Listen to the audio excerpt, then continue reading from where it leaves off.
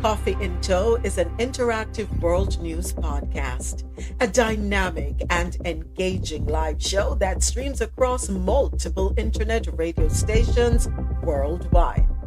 This podcast brings you real time news updates, in depth analysis, and interactive discussions on global events, making you a part of the conversation no matter where you are.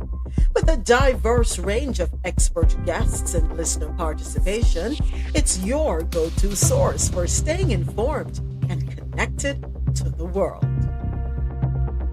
Coffee in Tow is brought to you in part by Lormel Skin Food. Log on to lormelskinfood.com. Discover the range of natural skincare solutions. Indulge in the radiance of natural and organic beauty with the best natural and organic soap bars, whipped soaps, body butters, and oils. All 100% natural products. Lormel Skin Food for a natural, beautiful you. The world's best coffee from our farms to your cup. It's Grant Coffee House.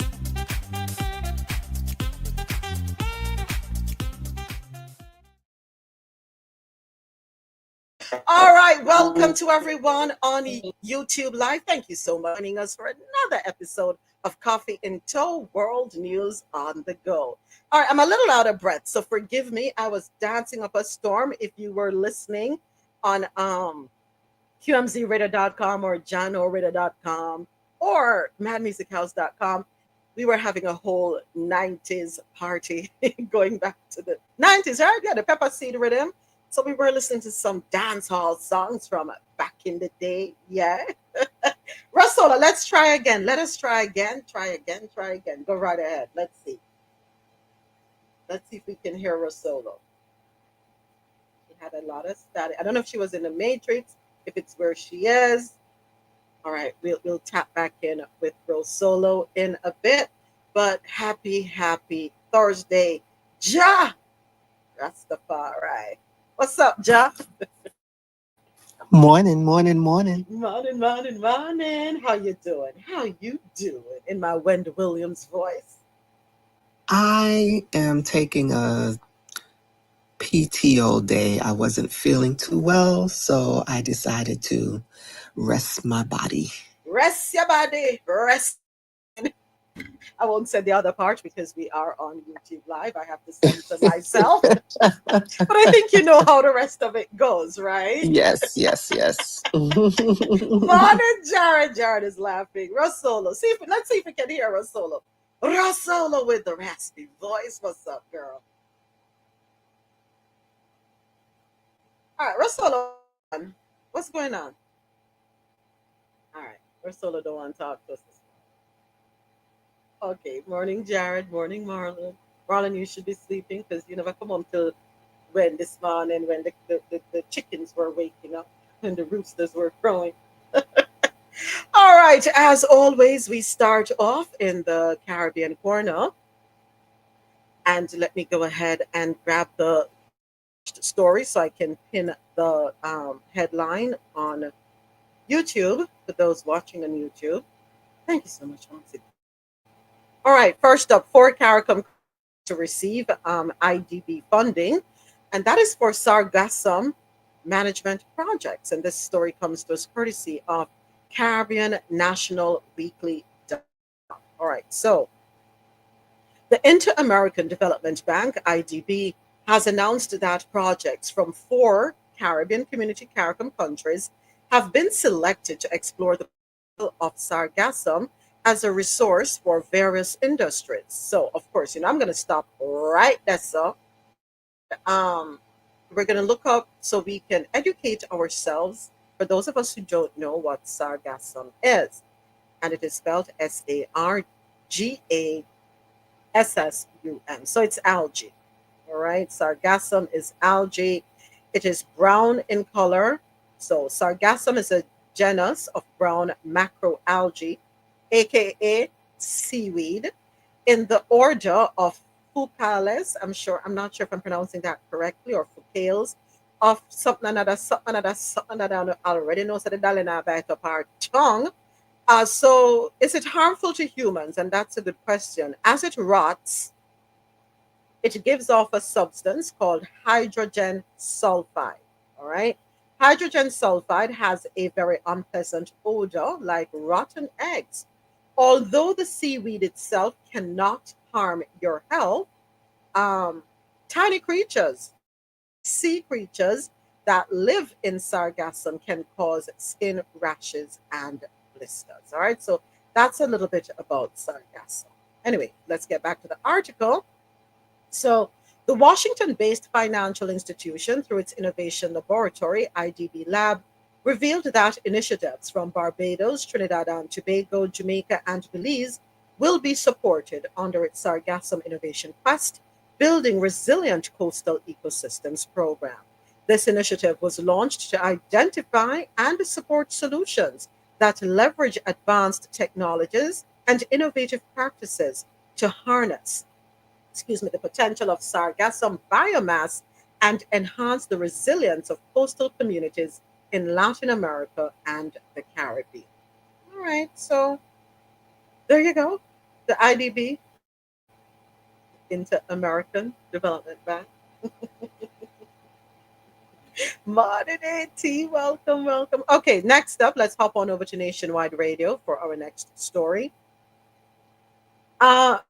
Minister of Foreign Affairs Kamina Johnson Smith says CARICOM leaders are still working to achieve full free movement of Caribbean nationals across the region.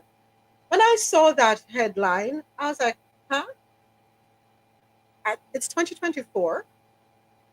For this, you know what? Let me play the clip. Let's take a listen to what she has to say because I'm not understanding why we're still working to achieve full free movement. We should have already had free movement. Also, anyway, let's go ahead and take a The listen. full free movement agenda was put on the table for March 31st. Jamaica had been skeptical And about that that. feedback is not from me, it's coming from the clip.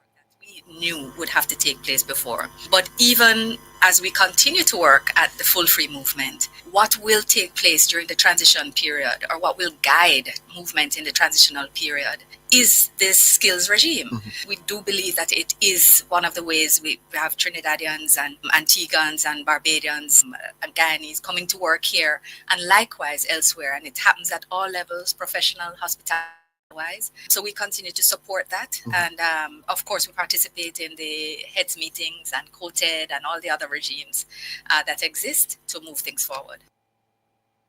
Kamina Johnson Smith, Minister of Foreign Affairs and Foreign Trade. In early March 2024, Barbados Prime Minister Mia Mottley announced that by the end of that month, CARICOM nationals would have the ability to move freely throughout the region. She made the announcement during the closing of the 4-day CARICOM summit in Georgetown, Guyana, telling her audience that all was on track for this significant accomplishment. But the timeline did not hold, and free movement is something regional leaders are still pursuing. Currently, CARICOM nationals enjoy the freedom to relocate within the region for a period of 6 months without any interrogation. The free movement also entails the right of CARICOM nationals to seek work without the need to obtain a work permit in all CARICOM member states, with the exception of the Bahamas, Montserrat, and Haiti. Now you tell me why is it? What is the hiccup? I am curious to know. What is the hiccup? What is the delay? First of all, if we were all a part of the Commonwealth at what point, freedom of movement should have been a no-brainer. I know some territories became independent, became republics. For example, um, Trinidad and Tobago, and yes, we know Barbados. That still should not have changed anything because we're all still a part of CARICOM. Um, the goal, and I know we talk about inter-regional trade a lot as it relates to goods, right? Whatever is manufactured in the Caribbean, we should be exchanging those goods amongst each other, right? Export and import should be happening intra or inter, however you want, probably inter because from island to island.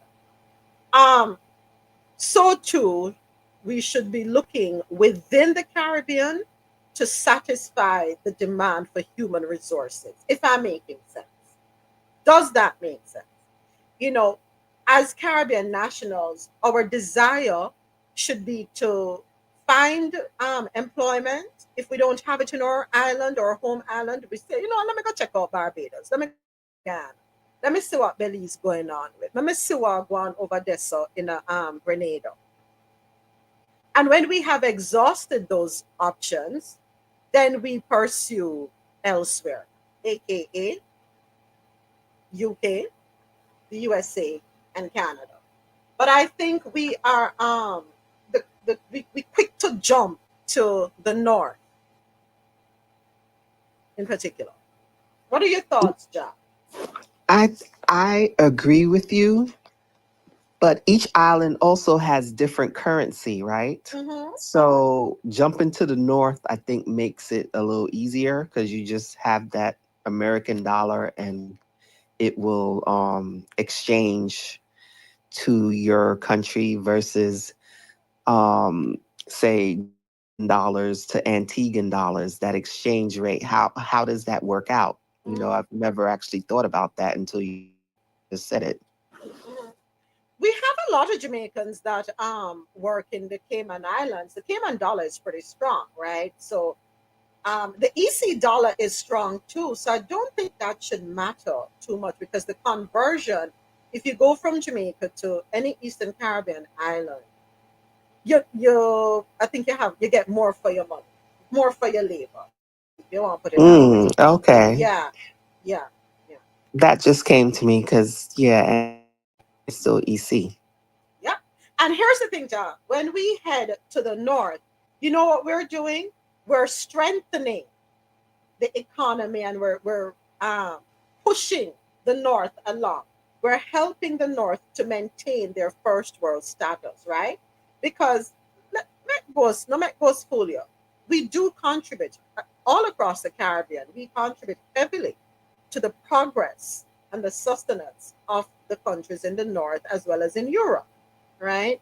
Um, why aren't we aiming have first world status across the Caribbean region? Take our talents across the region, you know. And I think in doing so, we wouldn't have to be concerned about the incoming president um, and his team With their tariffs. with their tariffs. Not only that, but more importantly, the rhetoric as it relates to immigrants, whether you're undocumented or documented. You know what I mean? Oh, yeah, that's true. That's Yeah, true. yeah, yeah. We wouldn't have to worry about that. But okay, hopefully they're able to wrap this up in 2025 so that we can have free movement across let me say this correctly, full free movement across the Caribbean region. All right. So next up, we head on over to Dominica.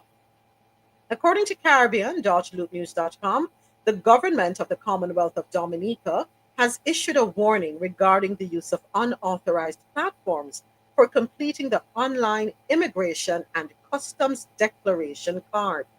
Authorities emphasized via a statement this week that the only legitimate and secure platform for submitting the declaration is the official government's website.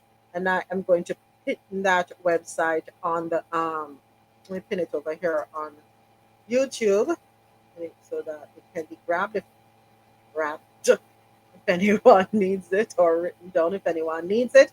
And that website is E as in Edward, D as in David, card dot dominica dot gov dot dm. Again, the authorities are emphasizing that the only legitimate and secure platform for submitting the declaration is the official government's website, edcard.dominica.gov.dm.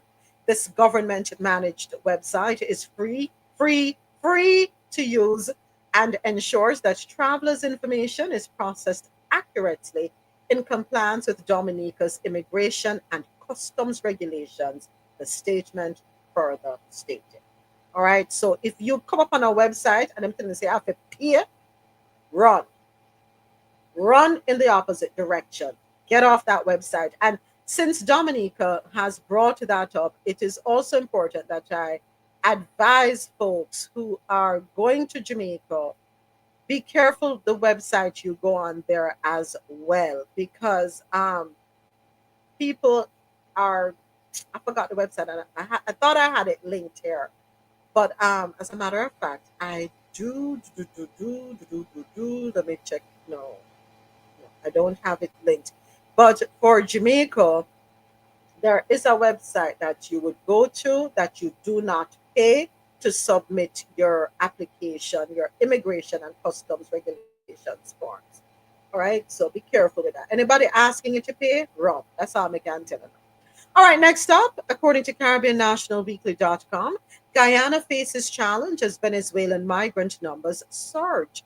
Guyana continues to grapple with a growing influx of migrants from neighboring Venezuela, a crisis that Home Affairs Minister Robeson Ben warns is likely to intensify. Currently, over 30,000 Venezuelan migrants reside in Guyana, with that figure expected to rise as Venezuela's deepening social and economic turmoil forces more citizens to seek refuge across the border. We will have another flood of migrants in desperate circumstances coming from Venezuela. That's according to the minister when speaking with reporters on Monday. He noted that the situation is further complicated by the potential return of Guyanese nationals who had settled in Venezuela and may now face severe hardships if forced to leave abruptly. Hold on.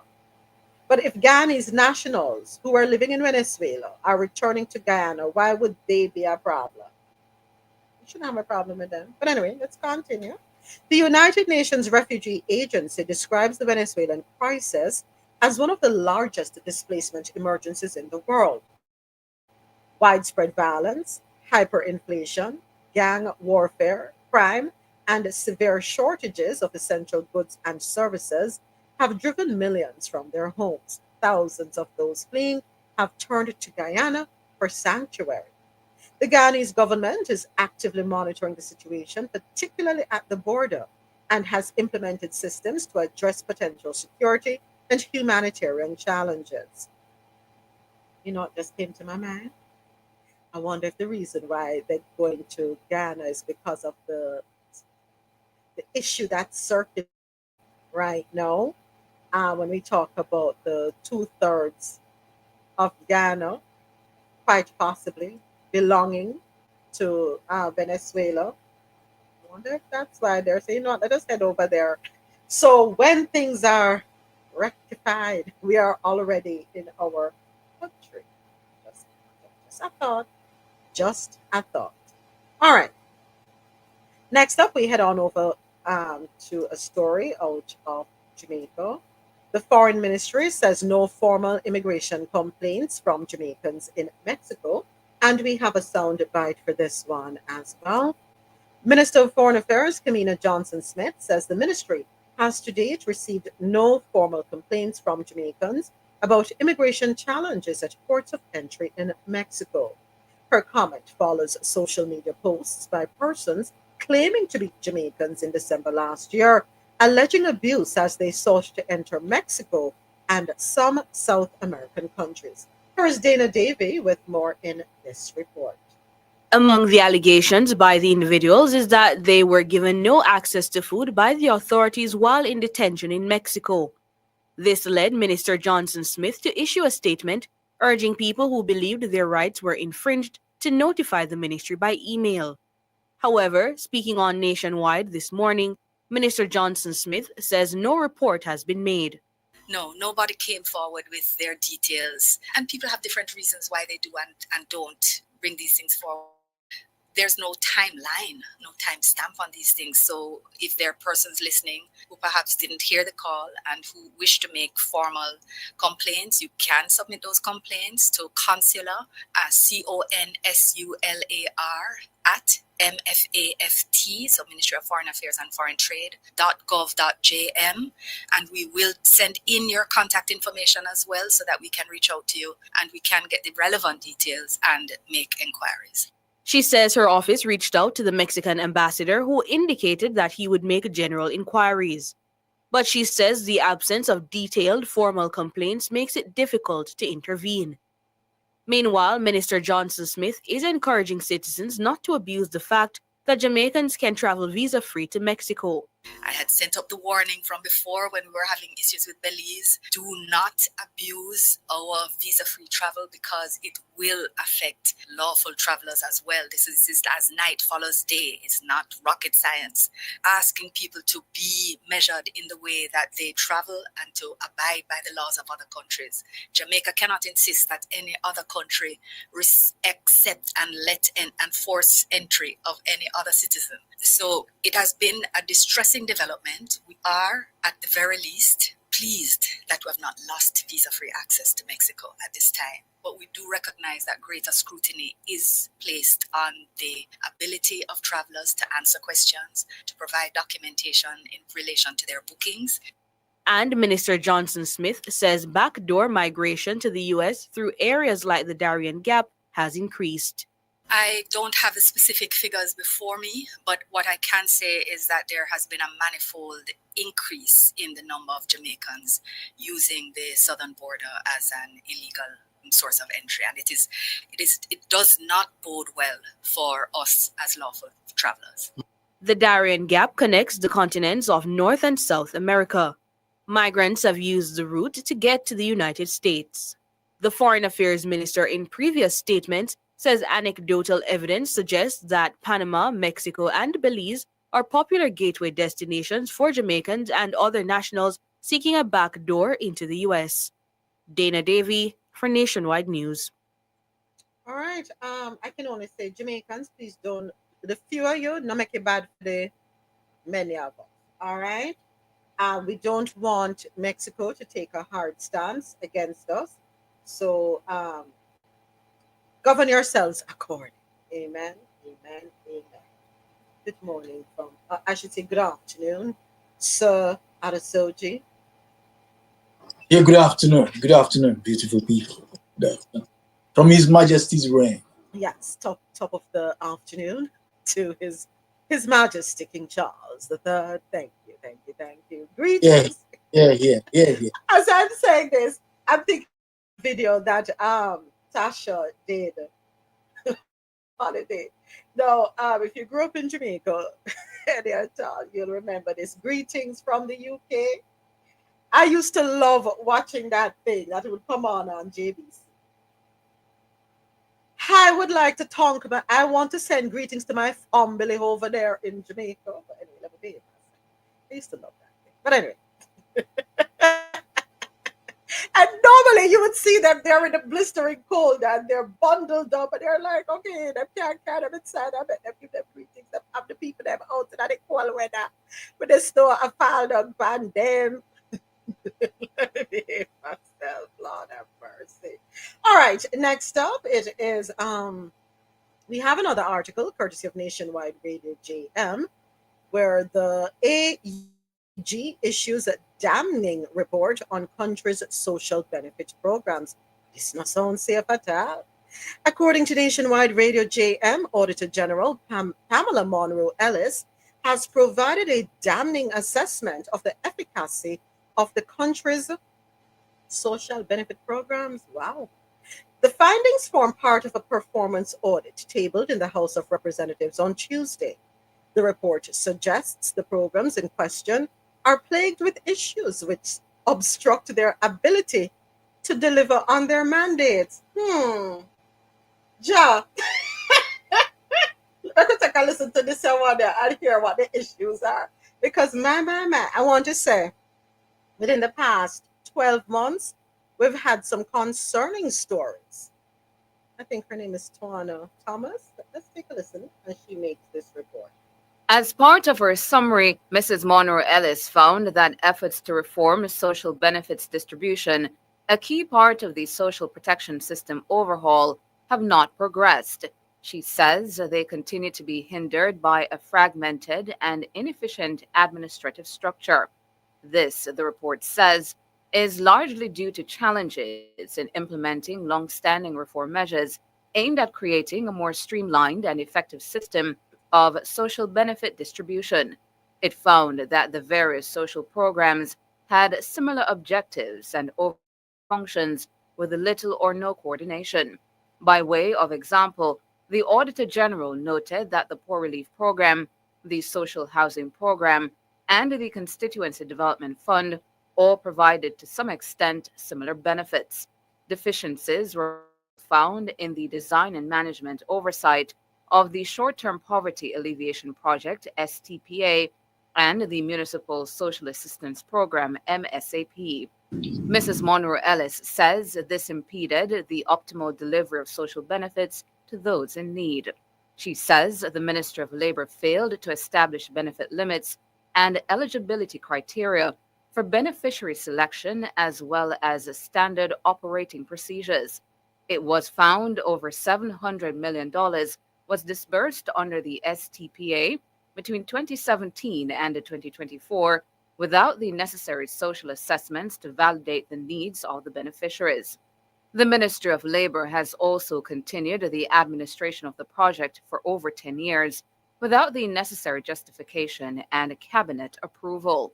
Similarly, the Auditor General says the department could not determine the considerations that informed the distribution of more than $340 million for the MSAP across different municipal corporations between 2022 and 2024.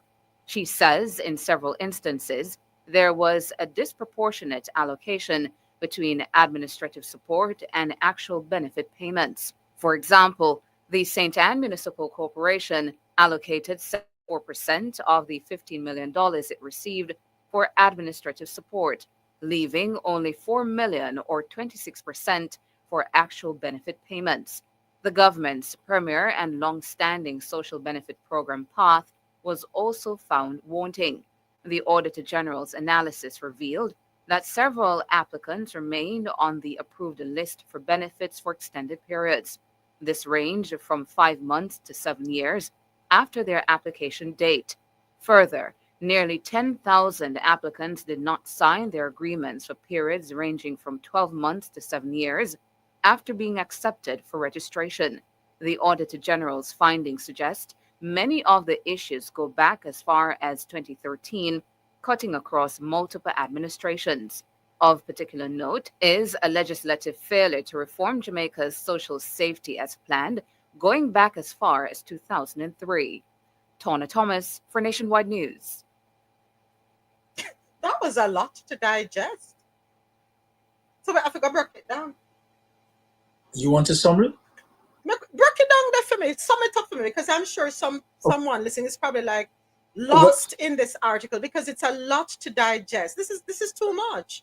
The summary is money was set aside and people decided, you get some money, you get some money, you get some money. It was the Oprah effect. Sorry? The Oprah effect. You get a car, you get a car, you get a car. She said there that some people were on the list and there was no reason for them to be on there. Some people were getting money they were not entitled to. To make matters worse, the disbursement of the funds cost more to disburse than the entire thing. Oh my God. Oh, okay. Me not understand. Is there still opportunity to work in that department? Exactly. Me want to work with the government of Jamaica. I me not tell you no lie. That's how me want to work. Because it looks like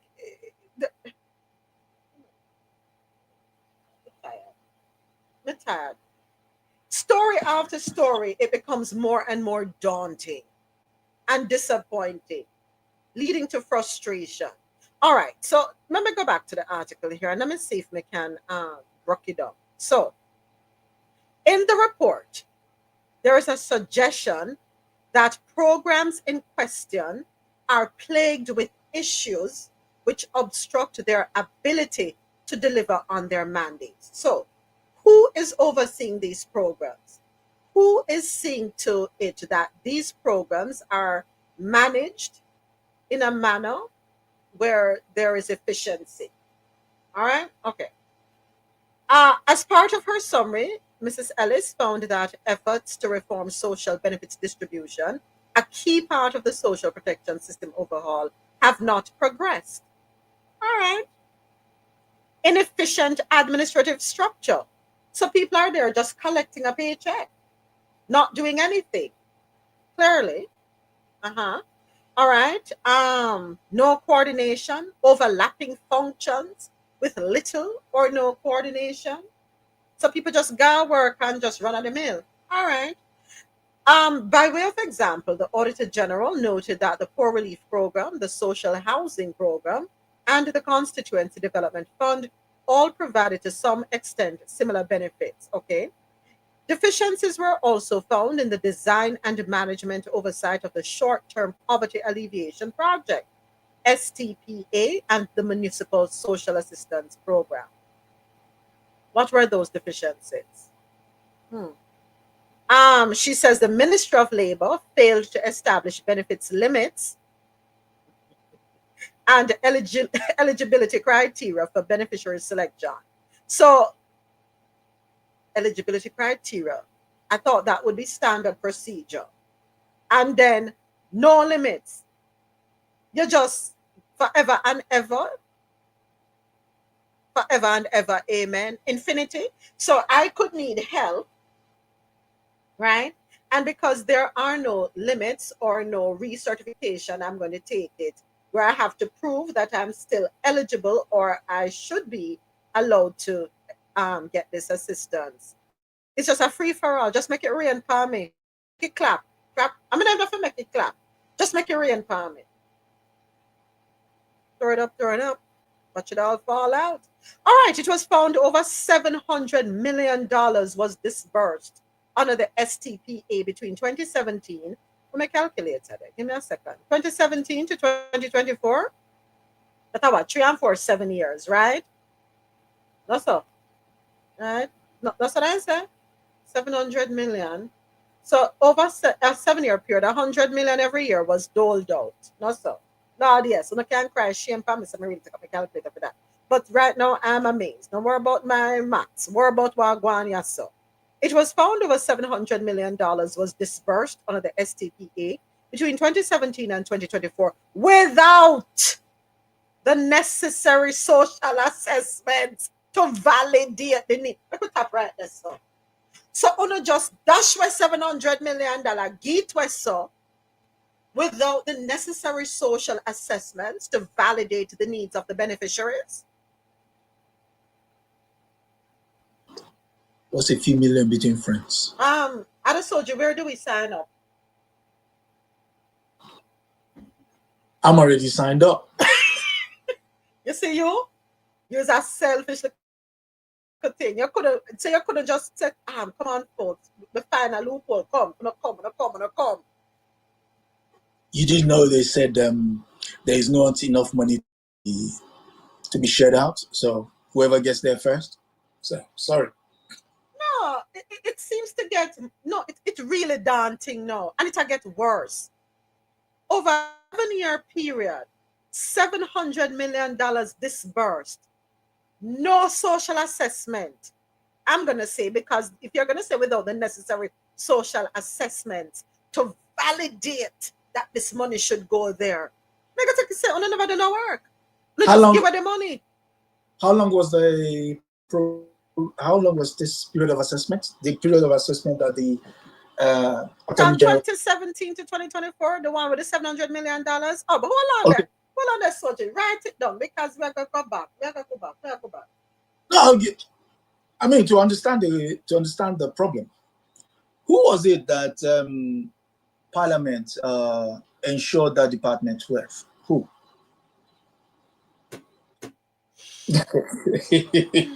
So whoever was in charge of that department certainly got money from the state coffers, and for every year they will go back and justify getting that money.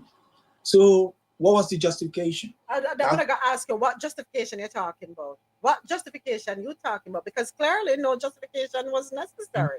So who was the one who signed for the money to be released to the department? That's one person. The other side of that transaction is who signed receiving said money from the government. All right, I could go and break it down a little more because we have a lot of questions, and I think we probably need to put our questions together as it relates to the article and send it over to them because this is just disgraceful. All right, listen to this part. She says in several instances there was a disproportionate allocation between administrative support and actual benefit payments. Oh Lord. Okay. The Auditor General's analysis revealed that several applicants remained on the approved list for benefits for extended periods. Sign No. me up. Okay. So that's the downside of it. But the more dangerous side of it was the one you just read earlier, which was he pay they pay more to give out the money as opposed to the money actually going out. So basically what you're saying is it costs more to give a fiver. So you're paying maybe £500 You or can say sign me up. Sign dollars to pay five. I mean, sign me that up. is why. Sign me up. That's all I'm gonna say. Oh no, sign me up. All right, then okay, let's keep it moving. For example, the St. Ann Municipal Corporation, which we refer to it as parish council, allocated 74% of the $15 million it received for administrative support. What? Hold on there, blouse and skirt. Hold on there, let me calculate today. Where's my in-house accountant? So $15 million times 74%, 0.74. So of $15 million, $11 million, $11,100,000 going to administrative support minus that from 15 million. So you're gonna tell me say only 3.9 million or 26% went to actual benefit payments. No man, on a blouse and skirt. We are keep the taxpayer money down there now. Your in-house accountant is taking a PTO today, so I'm not near an Excel spreadsheet. No, you don't need that. No, But lie down in but your bed. they're not doing anything different. That's why people don't like to give money to the American Red Cross and other places. When you get their financials at the end of the year, you see most of the money go to the administrative costs.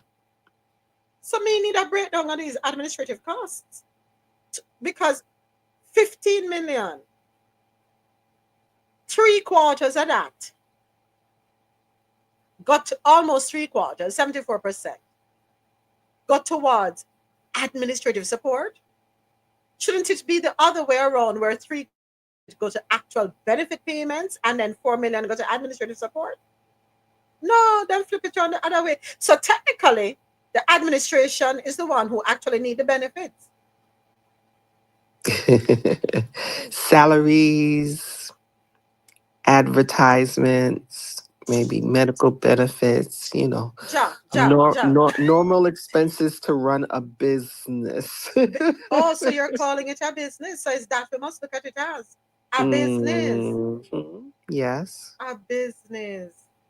A business. Okay. Good morning. Good morning, Sean. Good morning. Good morning. This is why, so it's no secret. I have two kids that are on the autism spectrum, and they and it's almost like with speaks is the same exact way, just like the American Red Cross. A lot of the stuff, like you said, the administrative cost is what it goes into, is what all this money goes into.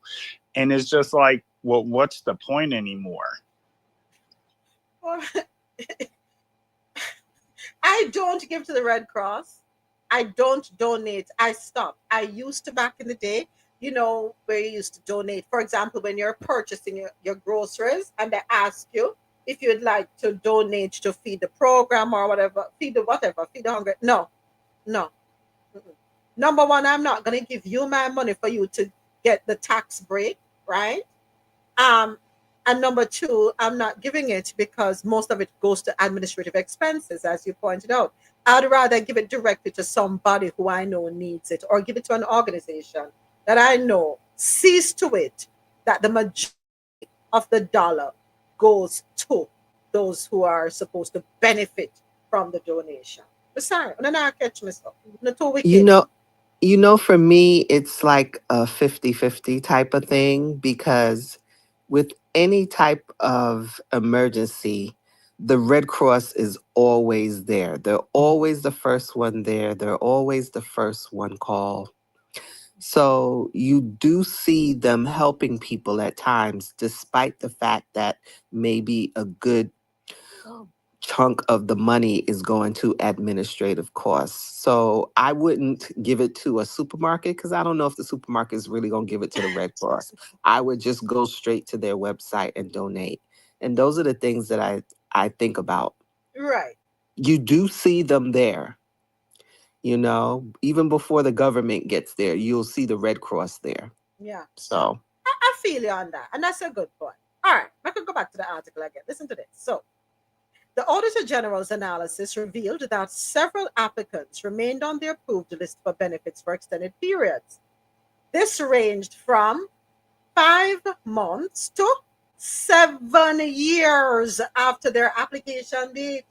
So you're telling me that somebody is receiving benefits, right? Assistance.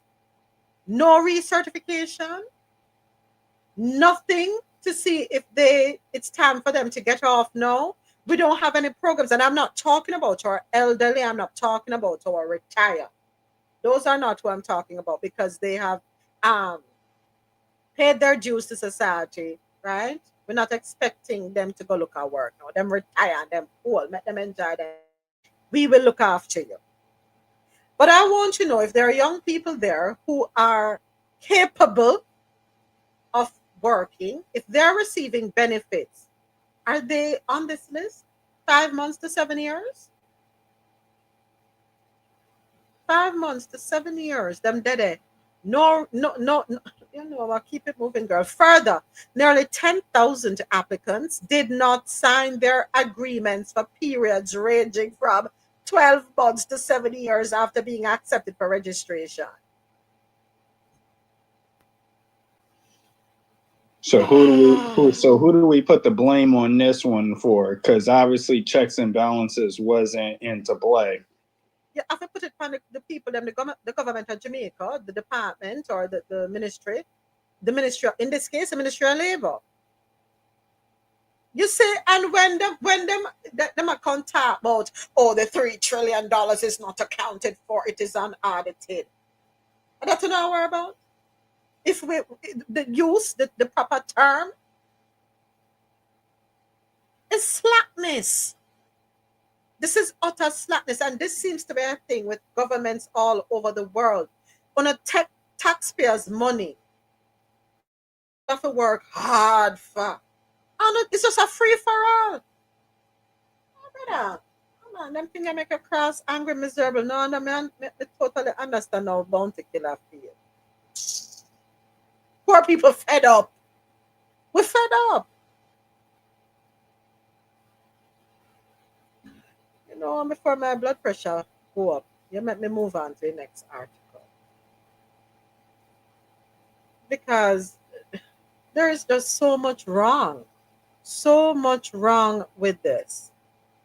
Um, Next up. Not their business. This one comes to us courtesy of JamaicaObserver.com. Let me just go and find it. Yeah. Justice Minister Delroy Chuck says he has advised the members of Parliament, MPs, not to divulge the salaries of their spouses or children to the Integrity Commission during the course of its investigations. He also wants limits to be placed on the IC in terms of what it can and cannot investigate. Chuck made the admission on Tuesday during a brief meeting of Parliament's Integrity Commission Oversight Committee. He regards such information as the personal business of spouses or children. According to Chuck, some MPs have asked him if it is right for the IC to be requesting information regarding the salaries of their spouse and children. Why is the Integrity Commission asking members to indicate the salaries of their spouse or sometimes of their children? I don't know if this is something that is appropriate because I have advised the relevant members, let them know your spouse is not prepared to divulge their salary, adding that by doing so, the MPs are not able to share the information. These are things that when we get back to the legislation, we have to make it very clear what limits can be put in terms of investigation. The legislation which is under review speaks to the issue Chuck finds offensive. Section 41 of the Integrity Commission Act states a statutory declaration shall include such particulars as are known to the declarant of the income, assets, and liabilities of the spouse and children, where applicable, of the declarant. The Justice Minister said he was well aware that the IC, during the course of an investigation, asks for information from banks, companies, the Registrar of Titles, among other entities. I know that because they brought up companies that my name was on, which were formed 30 years ago. 30, yes, 30 years ago, which I totally forgot about. But they found it in the register of companies, adding that the companies which are closed never operated. The IC has confirmed only one illicit enrichment probe to date in relation to Prime Minister Dr. Andrew Holness. The matter is now before the court after Holness challenged the investigation report into his finances. The IC made mention of its illicit enrichment probes in consecutive annual reports, a decision Chuck finds troubling. You know, I'm laughing, right? While I can understand the concern that if I am an official minister, I'm an MP, I'm in parliament, it shouldn't be the concern of you what my husband make, what my children make, them salary, for them income, them assets. It should be your concern. But at the same time, I get it. Mhm. I get it. Because I can do my deeds and give it to them. Not so. No, I think he was being economical with the truth there. The only reason why they often ask that question, and they pose the question here as well, is most of these members of parliament also employ their family, wife and children in their parliamentary office. Well, allegedly, I don't know if that's the case in Jamaica, but No, it might not be the case, but it could also be the case that some of them are working for the parliamentary, because they get money for their parliamentary office. mhm. So who is in that parliamentary office? Who is working there? So to just ask that question outlandishly, no, come on, they won't. There would be a caveat. Are they working for you? Are they working in your parliamentary office? If they are, could you please provide their salary so that that salary is then looked in line with what is commercially obtainable outside, so that we know you're not enriching your family through the public coffers. To assume that that question is just asked, oh, some members, like who? You mean like the gentleman who forgot? He said some members.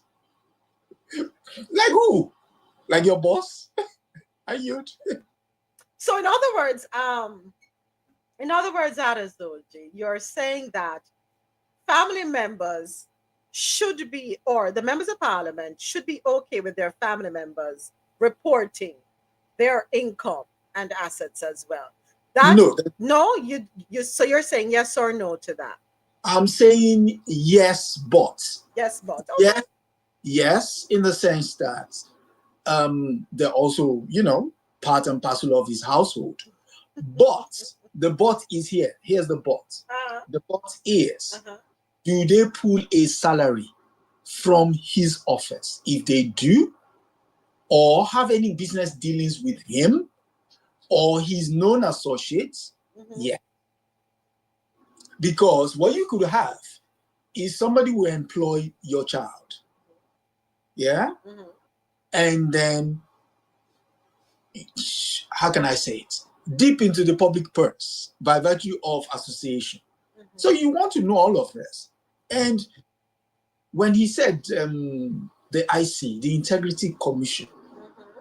and you're going to redraft the legislation so that certain things, you're basically saying we're going to make this body toothless Mm-hmm. because this body is onto something and is following a pattern. Because if you notice, that question was the entire piece.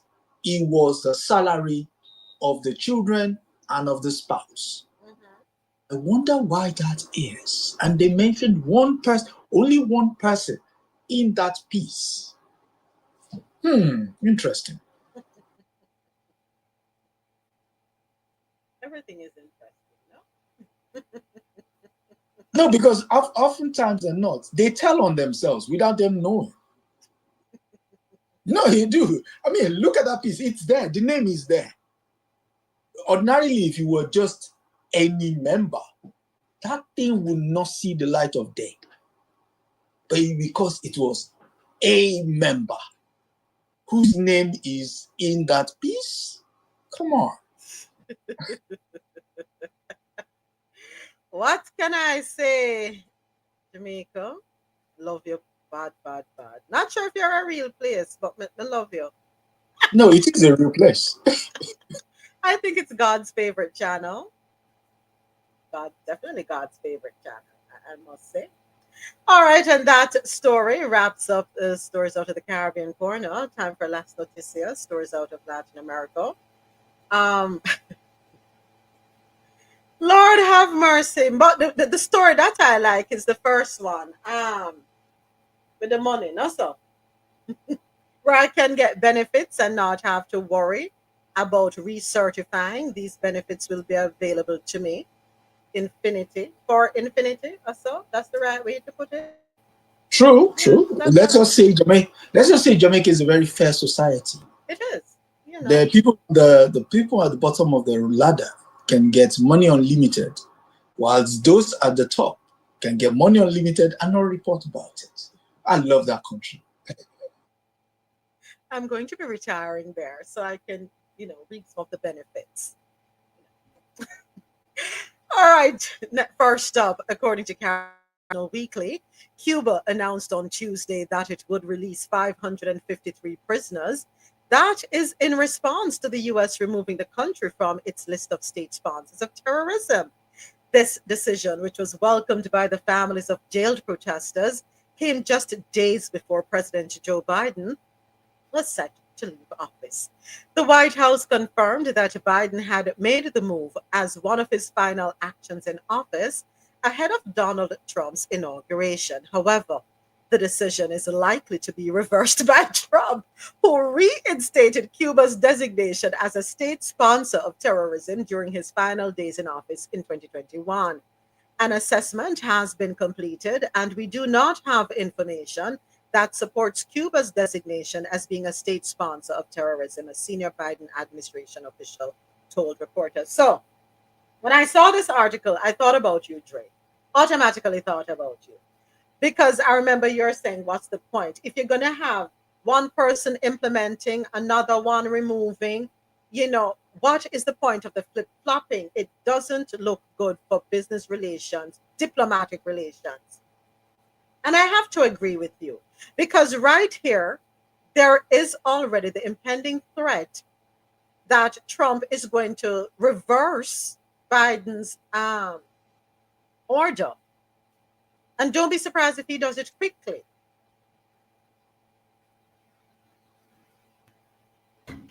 So, It's, go- it's going to want to do so because the last thing he wants is the Florida people buzzing in.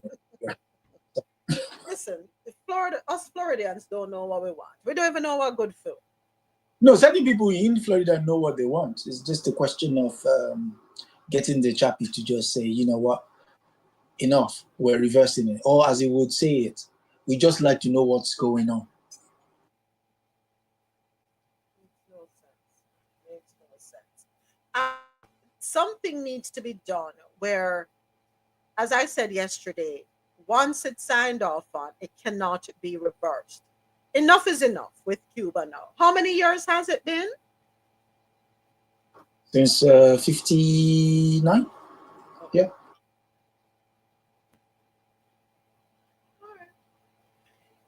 The deal was negotiated with the help of the Catholic Church for the release of political prisoners in Cuba and those who have been detained unjustly, the official added. So let me read this part first. According to official reports, around 500 people were sentenced to up to 25 years in prison for their involvement in anti-government protests, though rights groups and the US Embassy estimate the number to be closer to 1,000.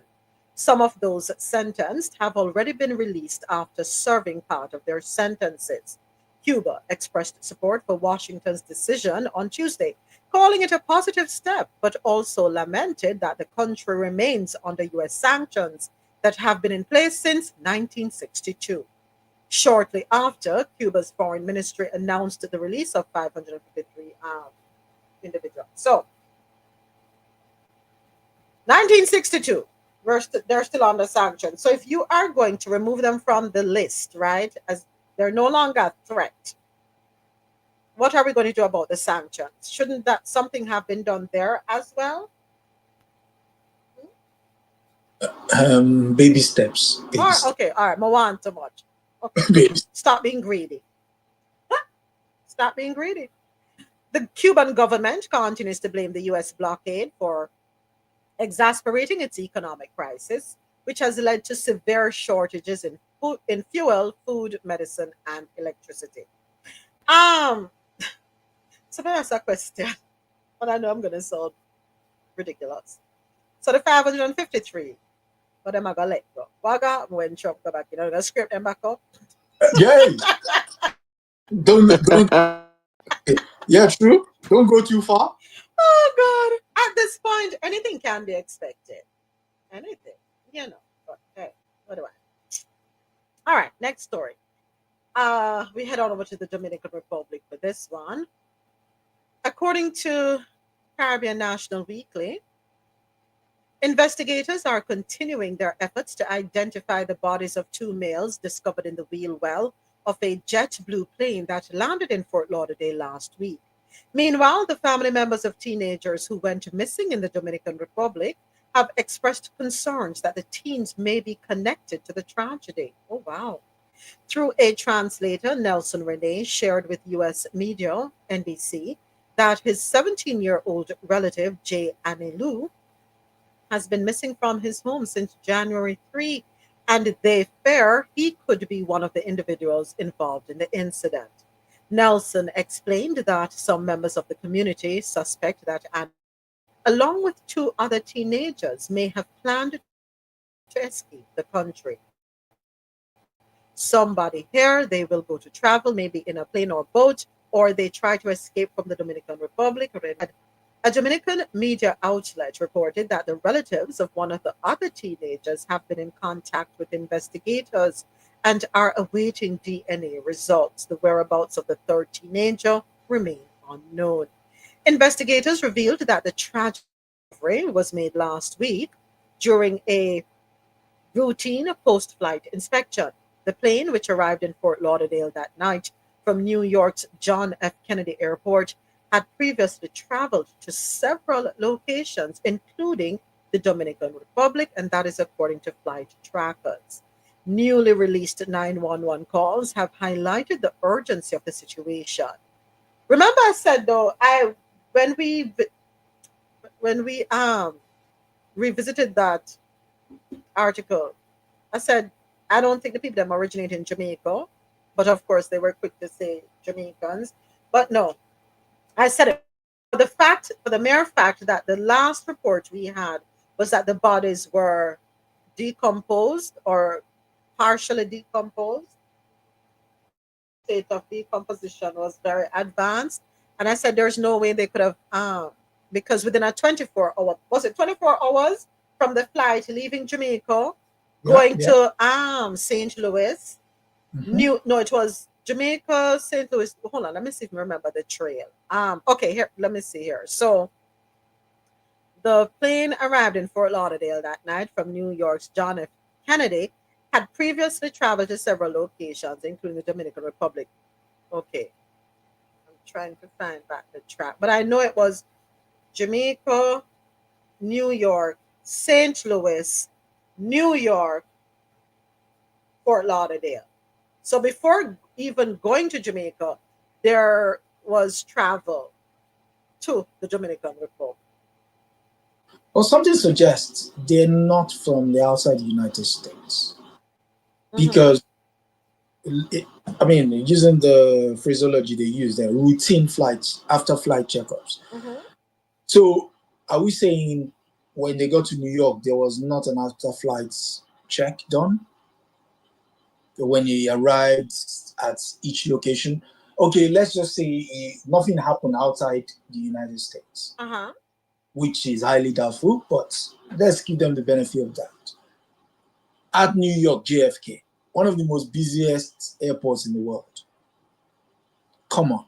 Nah, I don't think so. I don't think I'm so. curious. I want to believe that they. I don't think they were within the U.S. I want to believe that international. That's what I want to lean towards. That I want to lean towards that. The But reason, the uh reason, the reason I'm still harping on about the fact that it's local is huh. there was a guy. I think it last? No, it was the year before last who did something similar, but he wanted to unalive himself. Ooh. Okay. Yeah. Okay. Okay. So and it was one of the most busiest airport. His was his was LAX actually. Yeah, his was LAX. So thinking is just people that are outside the United States that are desperate to move from point to point. Is You have a point. sometimes that's not the motivation for them involved with airlines. I don't want to but you could deduce what will happen if you get interfere with a Boeing 47. Like I said Boeing Airbus. So as a human being, you don't stand a chance. So nah, I Yeah. I doubt it. All right. Time for stories on the international scene. We're going to go ahead and jump in. We have quite a few stories here. Let's see if we can get through them. As a matter of fact, overall, I think we have like 32 stories today. All right. First up on the international scene, oh, no, no, no, this one. Tanzania denies suspected Marburg outbreak after WHO alert. Let me pin the link here on YouTube. There we go. All right, according to BBC.com, Tanzania has dismissed a World Health Organization report of a suspected new outbreak of the Ebola like Marburg virus in the northwest of the country. On Tuesday, the Global Health Agency said a total of 9 suspected cases were reported over the last 5 days in the Kagera, and I hope I said that right, Kagera region, including 8 deaths. But in a statement, Tanzania's health minister said after samples were analyzed, all suspected cases were found negative for Marburg virus. She said that the country had strengthened its surveillance systems and disease monitoring. She also said, we would like to assure the international organizations, including WHO, that we will always keep them up to date with ongoing developments. All right. Tanzania experienced its first Marburg outbreak in March 2023 in the Bukoba district. Then it killed 6 people and lasted for nearly 2 weeks. The highly infectious disease is similar to Ebola, with symptoms including fever, muscle pains, diarrhea, vomiting, and in some cases, death through extreme blood loss. All right, there you have it. Next up on the international scene, Sweden plans to remove citizenship from people seen as a threat to the state. Sweden, what's going on? What kind of threats are we talking about here? Let's take a look. This one, courtesy of BBC.com. Sweden's political parties have agreed that dual citizens who commit crimes that threaten national security should lose their citizenship.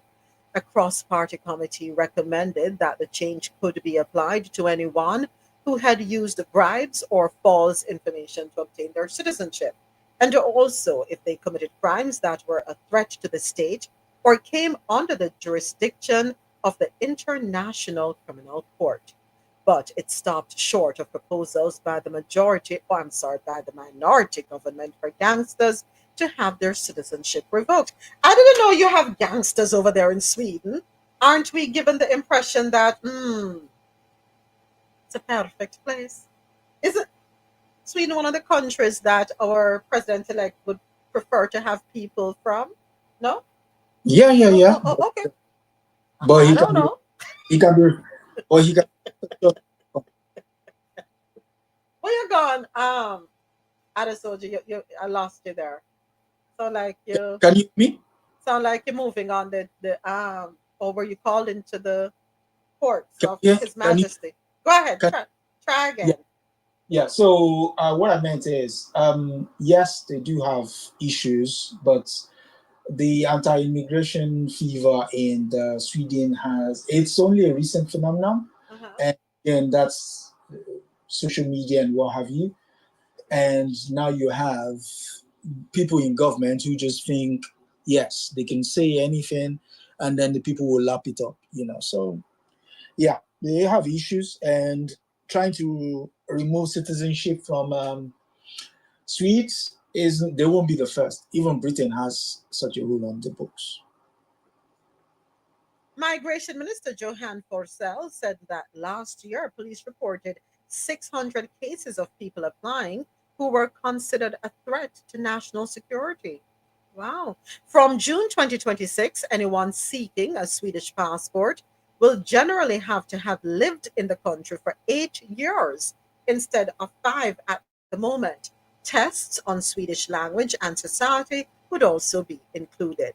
Forcell said it had been far too easy to become Swedish and that it should be something to feel proud of. We are going to build a Sweden that sticks together, where Swedish citizenship matters more. All right, so no longer 5 years, it has to be 8 years. Yeah, and you also have to, And please be circumspect with your behavior. memorize all the albums of ABBA. I love ABBA. I love ABBA. All right, so coming up now, we're gonna head over to Mali. Um, we have about three things regarding Mali here. I'm so happy for Mali. Yeah, I love Mali and what's going on with them. Big up on yourself, Mali. Let me pin this one. First up, Mali is set for a huge $1.2 billion payday from mining businesses. Thank you, Mr. President, for sending this article over. We do have a soundbite on this one, courtesy of TikTok. I'm going to start with that, and then we will read the two articles that are also relative to this. So let's go ahead and take a listen. Okay, by now, Mali has seized 3 tons of gold from Canadian mining company Barrick Gold, which has operated in the West African country for decades.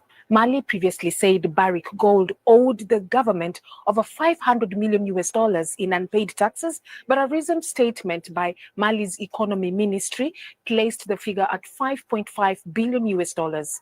Barrick Gold CEO Mark Bristow wrote to staff members on Sunday, January 12th, confirming that the Malian government had seized 3 tons of gold. Bristow, however, said Barrick Gold was waiting for confirmation from government that the gold had safely reached its destination. Malian officials had recently notified Barrick Gold that the state would seize gold from the company over unpaid taxes. The Associated Press reports that the seized gold is being stored at a government facility in Mali's capital, Bamako. A senior manager of Barrick Gold who spoke to the Associated Press said the gold was taken from a mine near Kai in western Mali and transported by aircraft and a truck to Bamako on Saturday, January 11th.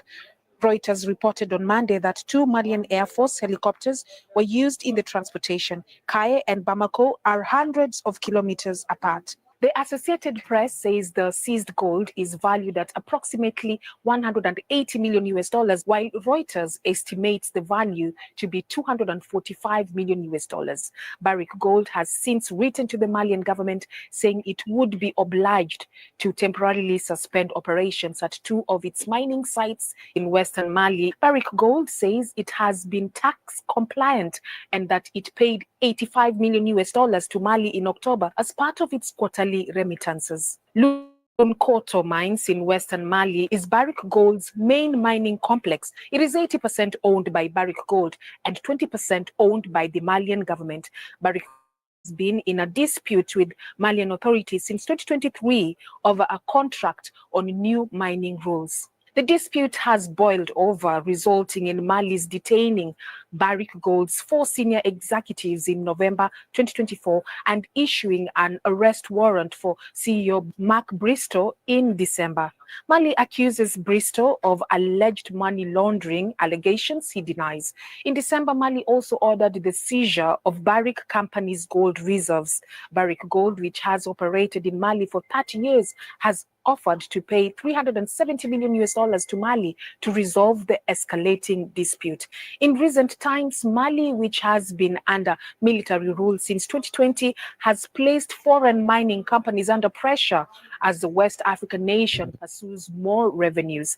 In November, the CEO of Australian company Resolute Mining and 2 employees were arrested in Bamako. Released after the company paid 80 million US dollars to Malian authorities to resolve a tax dispute and promised to pay a further 80 million US dollars in the coming months. In 2023, Mali produced 105 tons of gold, making it the second largest gold producer in Africa, behind Ghana, and 11th in the world. It's funny how them can find the money quickly. It's funny how one moment you claim you don't owe anything, and the moment they are asked to leave, you suddenly find the money. You finally find the money you don't owe, and pay it. Why? I wonder why. So Adesoji, running the numbers, 240 million is what the assessment is Yeah. by one group, or I should say 245 million. Mhm. Another group is valuing it at 180. So we're talking 60 to 65 million, a differential off, right? Yeah. Whose figure do we hold fast to? Because we want the right value, we don't want to shot change it because it's Mali. Yeah. So the value is who owns it. Who owns it tells you how much it's worth. If you say it is worth that, if you say it is worth $5, and I tell you it's worth 15, I don't have to go with what you say it's worth. I can choose to, but I don't have to. So if Mali government says it's worth 250 million, then it's 250 million. And don't argue with me, right? You said what? And don't argue with me. If I'm the Mali government and I'm telling you what it's worth, pay me what it's worth or leave it alone. There's nothing to argue about. Exactly. And the downside of said argument is the fact that you're not going to leave. We know you're not going to leave because your greed won't allow you to leave. You know you're making a killing economically. So you're not going to leave. And of course, Mali is expected to collect 750 billion CFA francs or 1.2 billion US dollars in the first quarter of 2025 from its mining industry overhaul. Cut the check. Cue the particular word there, overhaul. Yes. No longer business as usual. Uh-huh. Yeah, exactly. So I came video on TikTok. Let me see if I want to believe I saved it. And let me tell you something. It's an old video. Might I add, it is an old video. But I think it is still relevant to today. how they feel about Africa and Africans in general. Lord help me. It's, I don't know. It looks as though they may have pulled that. Yeah, they pulled the video. Pull it down. Did I surprise? No. What's the general theme? Just tell me. Did Probably I be some. send that video to you? Hold on a second. I think in essence, we need to get rid of three, was it 3 million Africans they need to depopulate Africa by? And of course, you know the conversation. We need Well, to get rid of them. We need to I mean, because they serve no purpose. That was a part of the conversation. These Africans serve no purpose economically. They're of no value, no use. Get rid of them. That's the essence of it. Oh, okay. Well, that'll be them just repeating the sciences that their forefathers repeated. So I found it. Let's find it. Let's find the video. Let's find the video. Let me pull it up. I found the video. Found the video. At least 3 billion people need to die. Oh, 3 billion. So we'll just start off in Africa. We'll start doing our research there, and we'll eliminate most of the Africans because they're deplorable. They're worthless. They're not part of this world economy. So they have their rights taken away, and they're suppressed and they're experimented.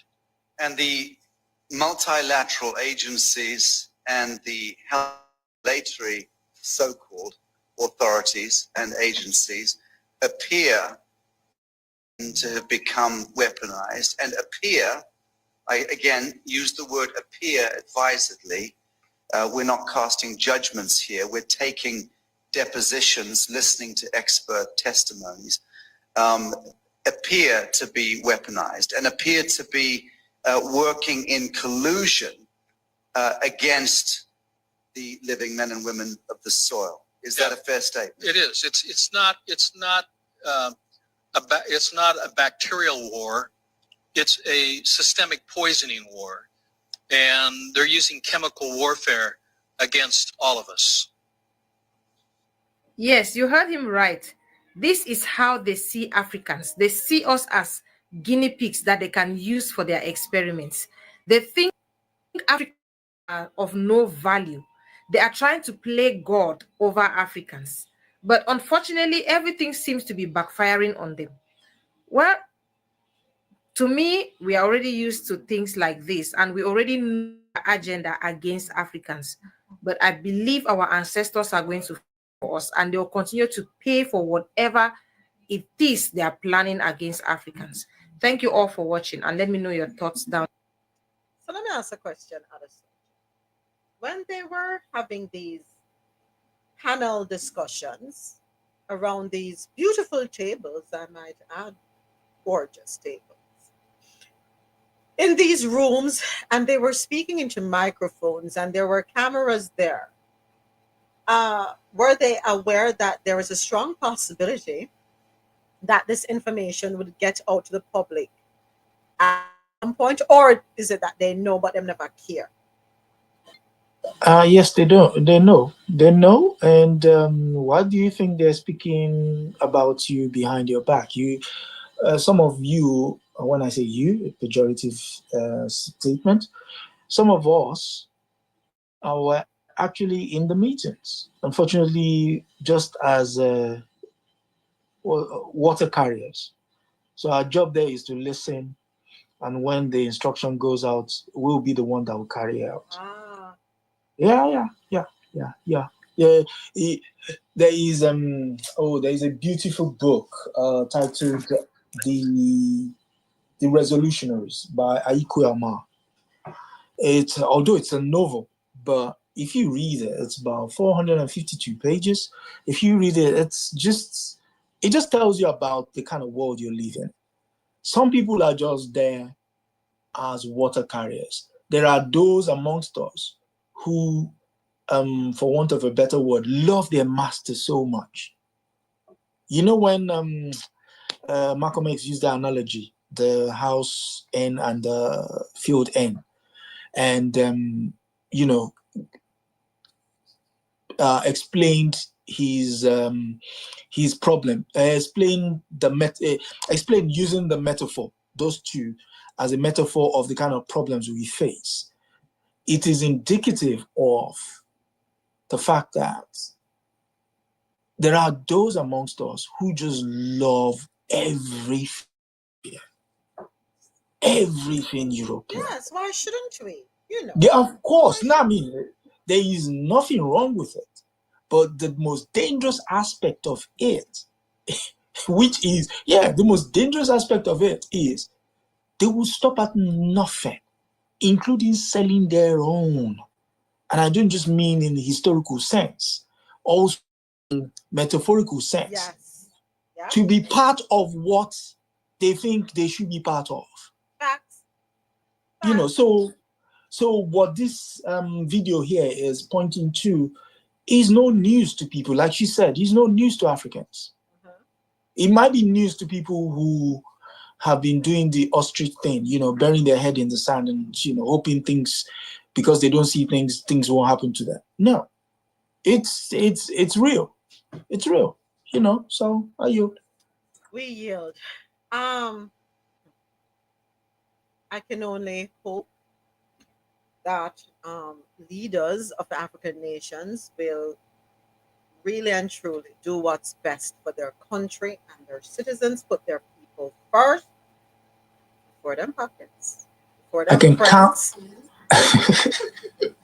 I can count on my hand how many of those leaders you could bet on will do what you are asking them to do.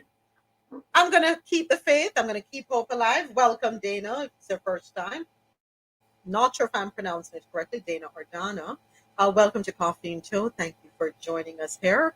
We are here weekdays, 9 a.m. to 1 p.m. Eastern on Fanbase, as well as on internet radio. And we are also on YouTube Live starting at 35.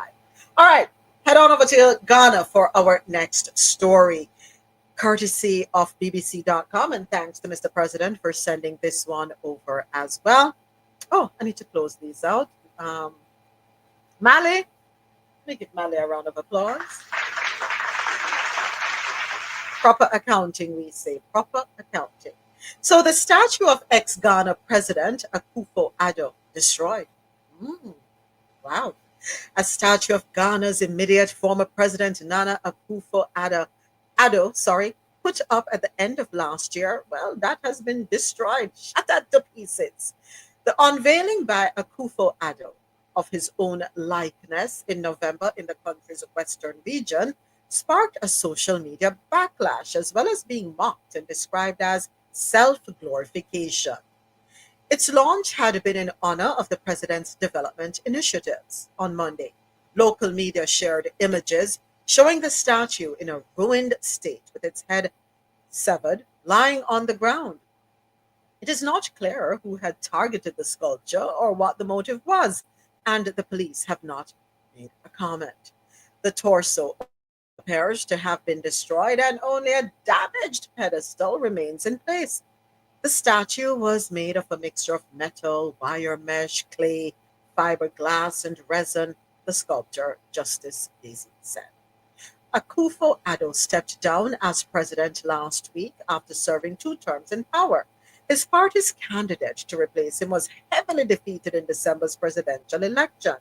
The statue had already been partially vandalized last month, with one leg being damaged. Some local residents had earlier been calling for the sculpture to be removed.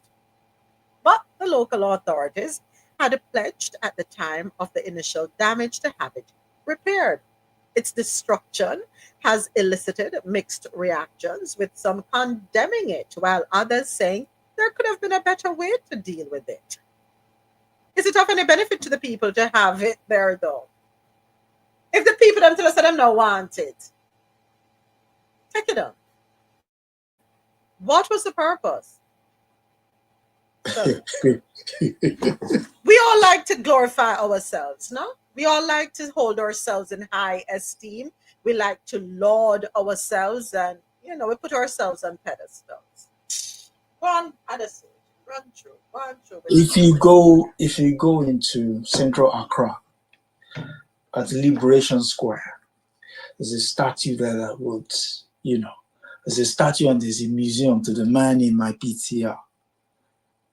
Please tell everyone listening who is the person in your PTR, because remember we have some not seeing on internet radio as well as on YouTube.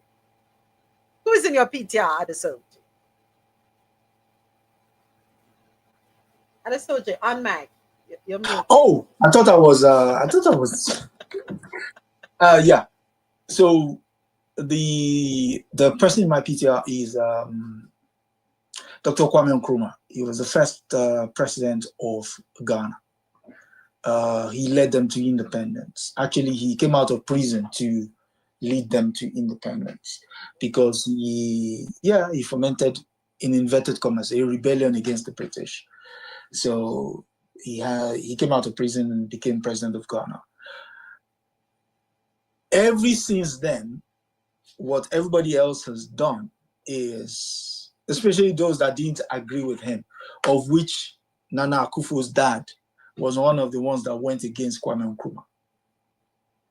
So the idea is, okay, he has a statue in Accra. Technically, nobody else does that. Even Rawlings, who was the next best thing after Nkrumah, has no, I don't think he has a statue. I could be wrong, but I don't think, to my mind, I don't think he has. Ghana has a way of remembering its leaders. And if you try to impose yourself, what happened to that statue will happen to your legacy. Let's just say that. Huh? All right. I think people need to learn to listen. Listen. I think we struggle with that. We don't want to listen. And that is going to hurt us in the long run. But anyway, next up, also out of Ghana, I mentioned yesterday that we were going to be talking about this one. Ghana to investigate controversial $400 million cathedral project. All right, let's get into it. Article courtesy of BBC.com. Ghana's government will investigate controversial plans to build a $400 million or £330 million national cathedral, according to the new president, John Mahama. Pressure has been mounting on authorities to drop the project, which has divided opinions in our country experiencing an economic crisis. Former President Nana Akufo-Addo, whose party was voted out during December's elections, had pledged to build the cathedral after crediting God for his party's success in 2016. Akufo-Addo's government said the cathedral would be privately funded, but $58 million of taxpayers' money has so far been spent on the project. There is nothing to show for this sum but a huge crater in a plot of valuable land in central Accra, previously occupied by state buildings, judges' homes, and financial firms. Ghana is a deeply religious country where 70% of people are Christians. The National Cathedral of Ghana was envisioned to be a sacred space for all Christians, where national religious services could take place. It is also intended to house a Bible museum and a national conference center. At a Thanksgiving service on Sunday, Mahama said, the Commission on Human Rights and Administrative Justice directed government to audit the project and investigate any misuse of public funds. We would soon activate such an investigation into the project. However, he did not rule out finishing the cathedral. Can I ask a question? Please do. $400 million. All right. Okay. So did God tell you to put up this structure valued at $400 million when there are people living in dire poverty in your country? There are people who are in need of health, who need to have their health concerns addressed. We talk about infrastructure, right? All right. So let's just say you put up this $400 million structure. So what is it going to be for? National religious services, a Bible museum, and a national conference center. So if Ghana is 70% a Christian nation and they're deeply deeply religious. I need Ghana to open up their Bibles for me.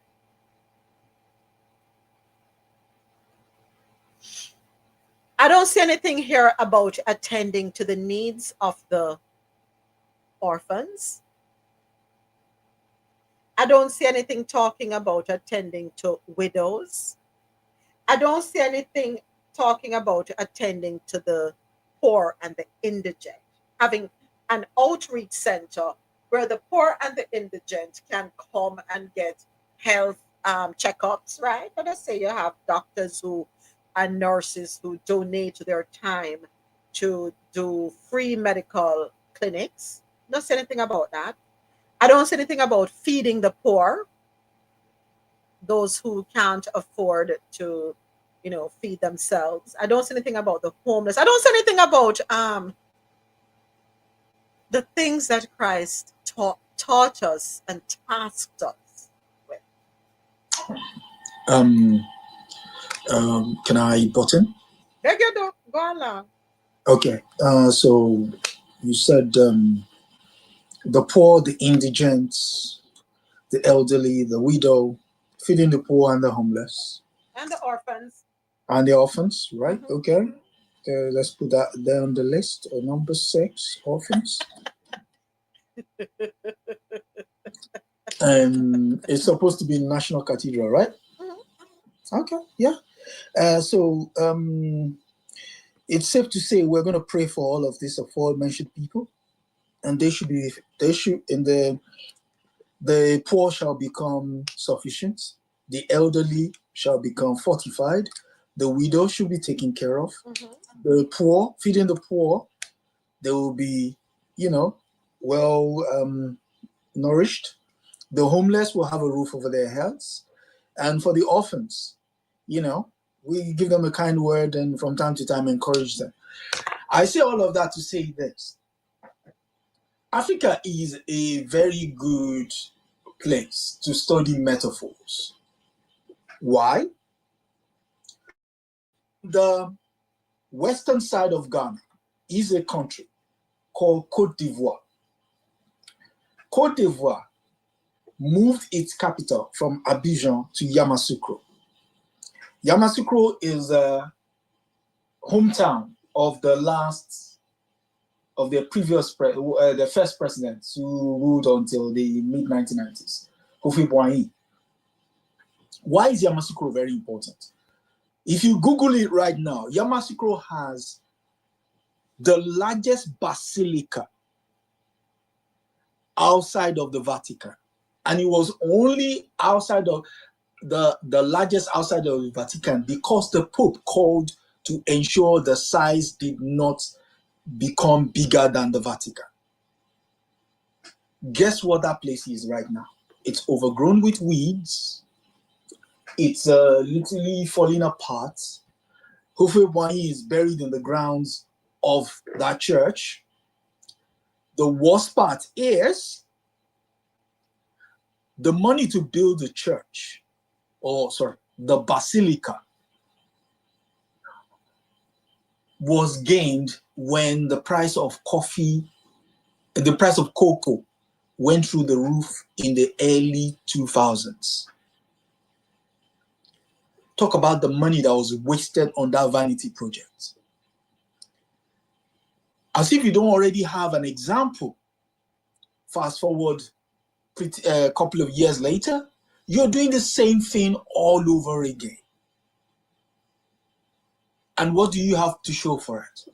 Like the article said, a giant hole in the ground. I repeat, a giant hole in the ground. So the question then means, yes, the man who came in is saying he might even build it in the end. Why? Why? What's the point? How can you be? I mean, what's his name? Frantz Fanon said it most, man. The black skin, white mask is wild. You're constantly wanting to be better than the Europeans at being European. What is wrong with you? What? I yield. So, according to Google, the Bible says that God cares for widows, orphans, and the poor, and that people should show compassion and justice to them. The Bible also says that people should take advantage of the vulnerable and that they will be held accountable for doing so. James 1:27 says, God accepts pure religion that involves caring for orphans and widows in their distress. Mark 12:41 to 44 says, Jesus teaches that a poor widow's offering of two small copper coins was more than what the rich could give. Deuteronomy 10:18 says, God defends the cause of the fatherless and the widow and provides them with food and clothing. That $400 million that we're going to take to put up this cathedral, I want to know if it's going to do any of the above that I just mentioned. Is it going to help with the widow and the orphans, providing them with food? And as per the article, I don't see that anywhere here. All I see it as a building that people are going to drive by and be in awe of. Oh my God, it's beautiful. It's glorious. And yes, we will gather there for national religious services. Yes. And yes, we will, we will have a museum there because, yes, the museum is important. And it's going to be a national conference center. What kind of conference is going to go on there? You said that it was not going to be, rather, back up. You said that it was going to be privately funded, Mr. Akufo Addo. However, $58 million of taxpayers' money.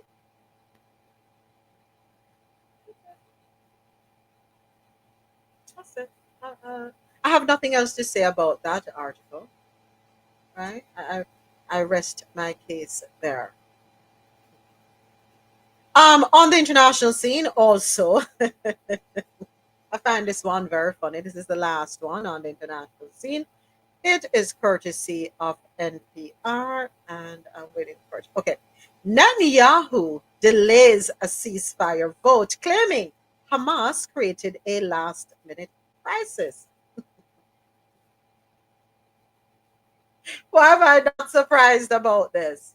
Okay, let's get into this one. So, Israel's Prime Minister Benjamin Netanyahu has said a cabinet meeting that was scheduled to vote Thursday on the peace deal between Israel and Hamas has been delayed in a blow to hopes that a ceasefire after 15 months of fighting would take effect on Sunday.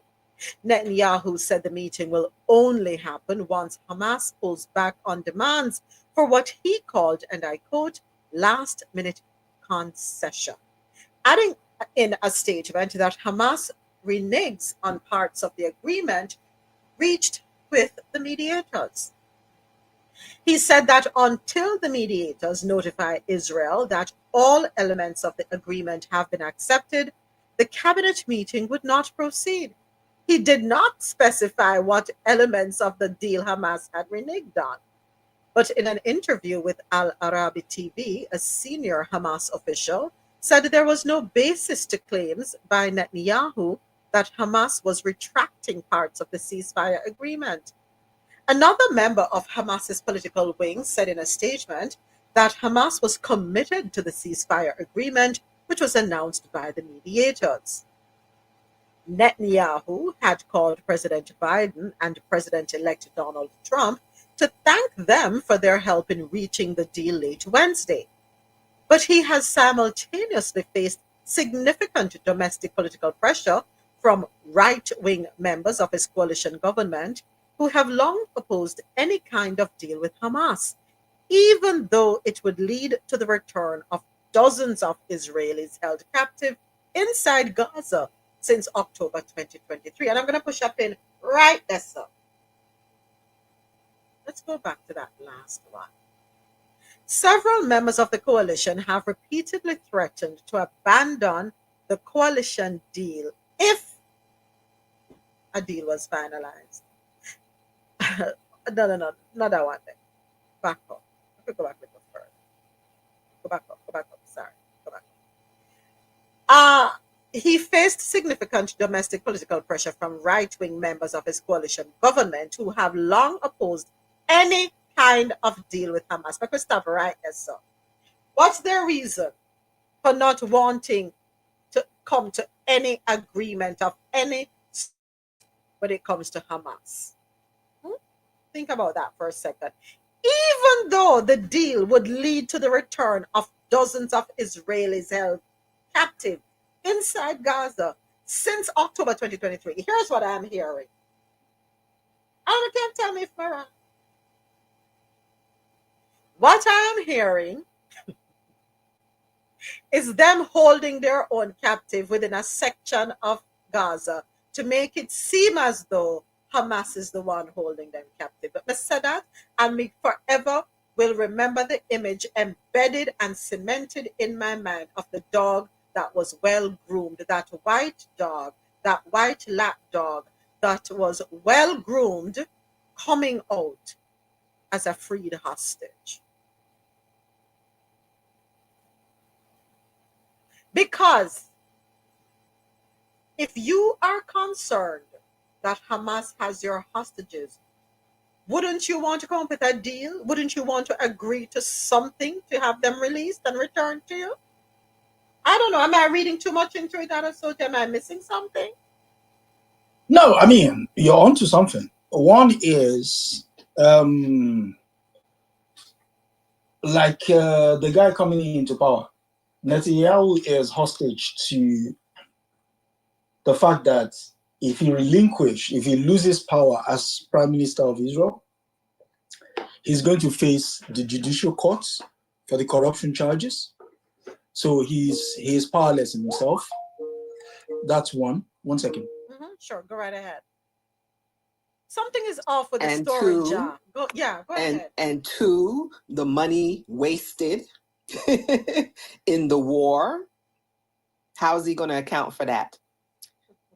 They're just giving up. So what happens to all this land that you've been fighting for? Oh, the land, the hostages that the Israelis. Let me get it right. And there's a difference between Israelites and Israelis. Okay, I'm not going to go back down that avenue right now. But the land that has been destroyed by the Israelis, Gaza, the same land that, should this deal be accepted by Netanyahu and it goes through, we're going to return the people them to the land, which is in their bare rubble. Which is rubble right now. Exactly. But you've been fighting for this land for how many months? Unless what they're looking for is not there. Good point. Good point. Unless what they're looking for is not there.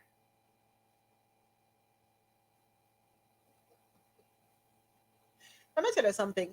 One thing you have to do when you listen to news stories or when you read news stories is you have to really dissect, put on your critical thinking caps, read between the lines, strip it. Don't be afraid to strip it down, dissect it to pieces, and then carefully reconstruct. What will Gaza be like after the war is over? The war began on October 7, 2023, when Hamas-led militants attacked. That is not when the war began. And I'm praying, and people are asking them to talk the truth. For the lack of knowledge, a people shall perish. The war didn't start October 7th. This has been going on for what, 70-something years? Oh, I thought it was more than that.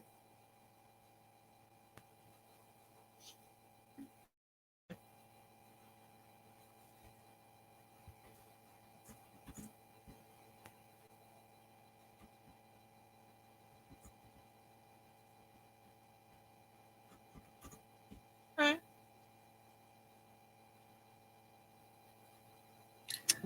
48. How much years is that, Jack? I'm sorry, I lost you for a minute. 1948. How many years that?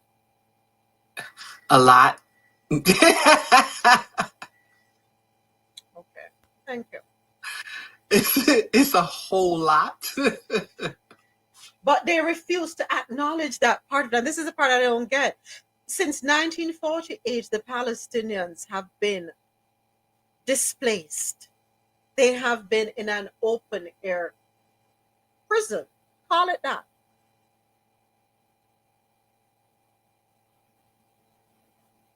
Right? Since 1948. And you poke a bear, you poke a bear, you poke a bear, and the bear now retaliate and react. And, how dare you? How dare you? And you listen to how the Israelis talk about the Palestinians. Remember the one who broke down crying because his house burned down? Why name? Woods here in LA? James Woods, is that his name? Brought down a ball pan CNN. Oh my God, one day we're lounging in our swimming pool. The next day we've lost it all. We've lost it all. I can't believe this happened to us. I've lost it all. Yes, that's his name. But he was the same one who said what he said and posted it up on the X. Hashtag kill them all. He said it. Okay. You know what they say about karma. She comes in on a white horse too? An Arabian white horse, possibly? Yeah, but I see Netanyahu dragging this out. I don't know why. So far, over 46,000 Palestinians have died. The war began October 7. According to them, the war began on October 7, 2023, when Hamas-led militants attacked southern Israel from Gaza, killing around 1,200 people and taking more than 250 hostages into Gaza. All right, so you're looking for Gaza. You're looking for Hamas, but somehow you're able to have conversation with Hamas. But you're bombing up everywhere, hospitals, schools, camps, but yet you're communicating with Hamas.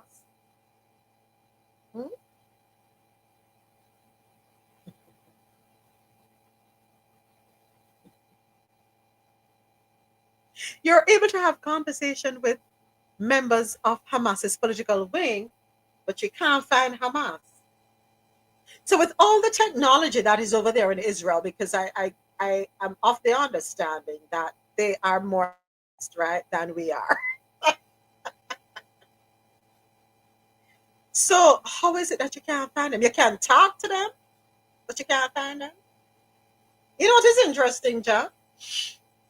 Is that we have beautiful images of Mars, of, the landscape and the terrain of Mars.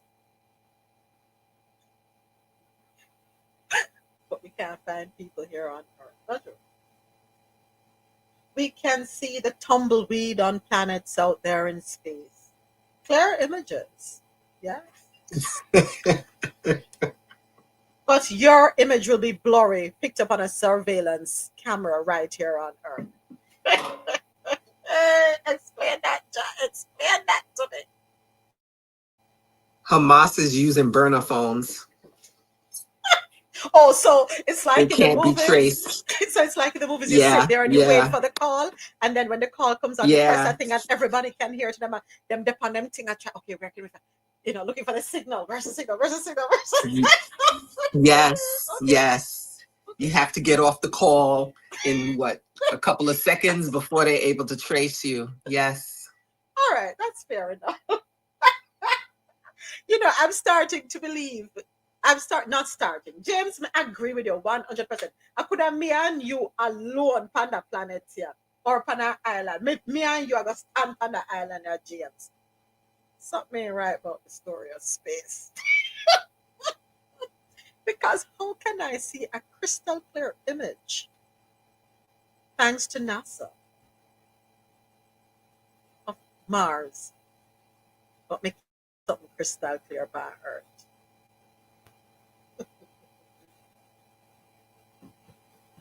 Oh boy. Okay, it is 24 minutes after the top of the hour. That story wraps up our international news segment. We're going to take a quick break, take a breather. Let's catch our breath. When we return, we have stories out of North America. Bear with me. Coffee and Toe is brought to you in part by Lormel Skin Food. Log on to LormelSkinFood.com. Discover the range of natural skincare solutions. Indulge in the radiance of natural and organic beauty with the best natural and organic soap bars, whipped soaps, body butters, and oils. All 100% natural products. Lormel Skin Food for a natural, beautiful you. The world's best coffee from our farms to your cup. It's Grant Coffee House.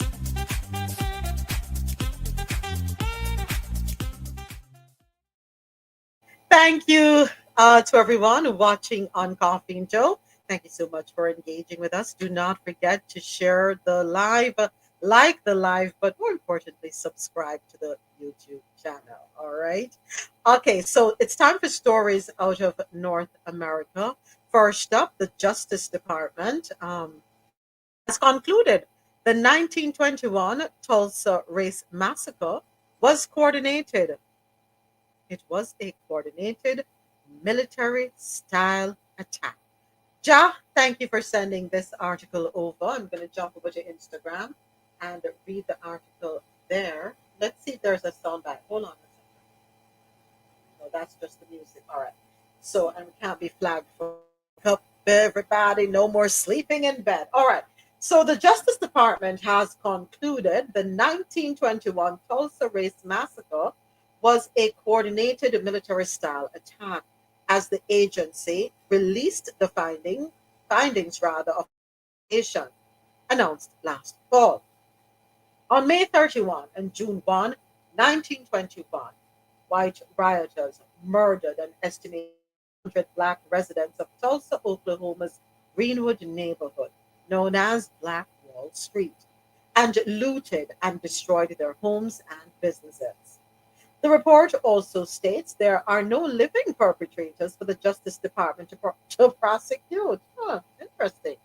The last two remaining survivors of the Tulsa Race Massacre, Viola Fletcher and Leslie Benningfield Randall, both 110 years old, have been seeking justice and reparations for years.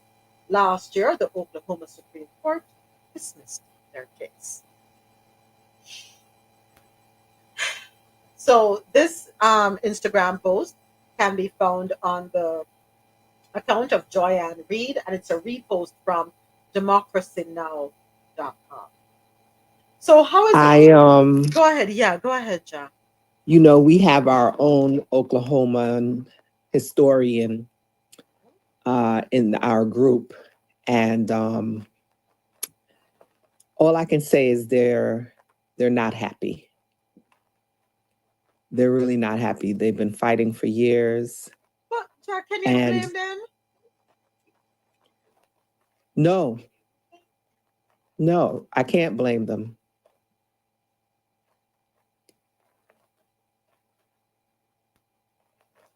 Somebody said in the comments under the post, this is why they don't want history taught. The truth makes people smart, have empathy, and not tribute. Somebody else said they won't do anything about it, just as they didn't do anything about the lady who lied on Emmett Till. Another comment. So basically, DOJ was waiting for all the survivors to die before making this finding. Oh, okay. I think that's what they want. I think they want everybody to die, but they forget that people have generations coming behind them. So you have the truth, and then you have what they want to do with the truth. They can't admit it 100% because then you're going to have to put a dollar amount on things, which we've had the reparation conversation here before. Yeah. So it's bittersweet. Yeah. Yeah. Next up, blame and re-traumatize the victim. This is also in our Stories of America. This is a TikTok soundbite. We'll take a listen. Play. We have some big news coming out of Indiana right now. A new Indiana bill would require victims of rape to present doctors with a signed affidavit attesting to the truth of their assault in order to receive an abortion under the state's rape or incest abortion exception. I wish I was kidding, but this is a new bill that is being proposed in the state of Indiana, and the legislature will consider it. The bill would also open up the victim to a possible investigation and charges of perjury, which is punishable by up to 2.5 years in prison in Indiana. The bill also would outlaw the abortion pills mifepristone and misoprostol and make it a crime to possess or prescribe abortion medication. The bill was introduced by Senator Mike Young, who's a Republican from Indianapolis. Experts say that this would re-traumatize sexual assault survivors who want to get reproductive care. Before I continue, if you don't follow me on Instagram, Substack, or YouTube, that's where I'll be of TikTok. So, now, I'm going to be fair and I'm going to say, yes, there are some people who will lie. But do not punish the majority for the errors of the minority. Meaning, I'm sure, but I would hope that those who spread false claims or make false allegations, I would hope that that number is very minute. But you're going to punish the majority. Hold on, let me show me the ear that's something. Let me listen again. Hold on, that's so. Let me listen to it again. Is ever banned. Those are all linked to the signed affidavit. We have some big news coming out of Indiana right now. Indiana bill would require victims of rape to present doctors with a signed affidavit attesting to the truth of their assault in order to receive an abortion under the state's rape or incest. Okay, so you go to the police and you have to make a report. That's standard procedure, no? You go to the police, you make a report, and you sign off on that. Okay, hold on. Abortion exception. I wish I was kidding, but this is a new bill that is being proposed in the state of Indiana, and the legislature will consider it. The bill would also open up the victim to a possible investigation and charges. So you're going to investigate the victim? All right. From the shows that I've watched, in particular, what is show name? Marlon stays watching that show. I think you watch it to RoSolo. Law and Order, SUV. Thank you. So the authorities, they speak, they take the report from the victim. The victim gets a kit done, right? So a doctor performs a kit and submits the evidence. I guess that's an investigation. Hold on. 1 second. Also open up the victim to a possible investigation and charges of perjury, which is punishable by up to 2.5 years in prison in Indiana. The bill also. Okay, so that is if them realize I lie the person I tell. Am I right so far? Yeah, kind of. Okay, now, is there anything wrong with that? Because if somebody tell a lie on you, Adesoji, that you invaded them, shouldn't they face the consequences of their actions too? Yes, okay, all right. Say it and then we play some more. Yeah, but no, here's the thing. We're missing the real purpose of that rule. Right. There's already statutes on the book. In your cases, legal precedents on the book as to what would happen in such situations. Mm-hmm. In this case, so what you're saying is, if somebody is violated, they have to prove to you, the state, that they were violated. Right. I thought the issue was the state will investigate and make a conclusion that yes, this person. I mean, come on. Are you are gonna get investigated? You, the woman, are gonna get investigated. Exactly. To prove that you are in fact invaded. Yeah, exactly. So that's what you're saying now. You're flipping the rule on its head. You're saying the state is no longer going to do the investigation. You have to prove to us that you were violated. Mm-hmm. And you have to bring in your doctor. That's an added cost. Mm-hmm. Yeah, financially. Did we hear Adesoji anything saying that the alleged perpetrator There was would no, be because investigated thoroughly. Did we hear that in the clip? which is what? No, we didn't hear that because that is not part of the equation. The equation is supposedly this is one of the get out clause that people can go around to say yes, they need abortion. So we're making it incumbent on you so that we don't have to feel any kind of way if we say no to you, because according to the rules on the books, you've not been able to prove to us that you were violated. So there's no reason to go pick up Adesoji and do a hit on him. Remove the perpetrator out of it completely. Okay. They're focused on the woman. The woman Thank is the eye. She's in the eye of the storm. So basically, anything that happens to her is because she either tolerated it or she facilitated it happily. For us to prove otherwise, it has to prove to us, not the state, making a judgment based on investigation. She has to prove to us in tandem with her doctor, that such and such happened. And even then, we still have to make a decision whether we consider it a violation. That is wild. I mean, I'm sorry. You guys are back to you guys are back in Flintstone ages. It is sorry. protect the men at all costs. It's protect the men at all costs. Go ahead, Jazz. Sorry.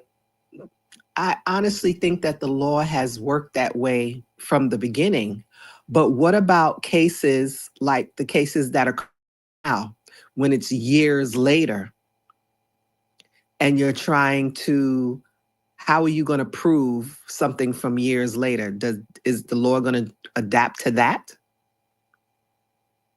The law is not going to take that into consideration.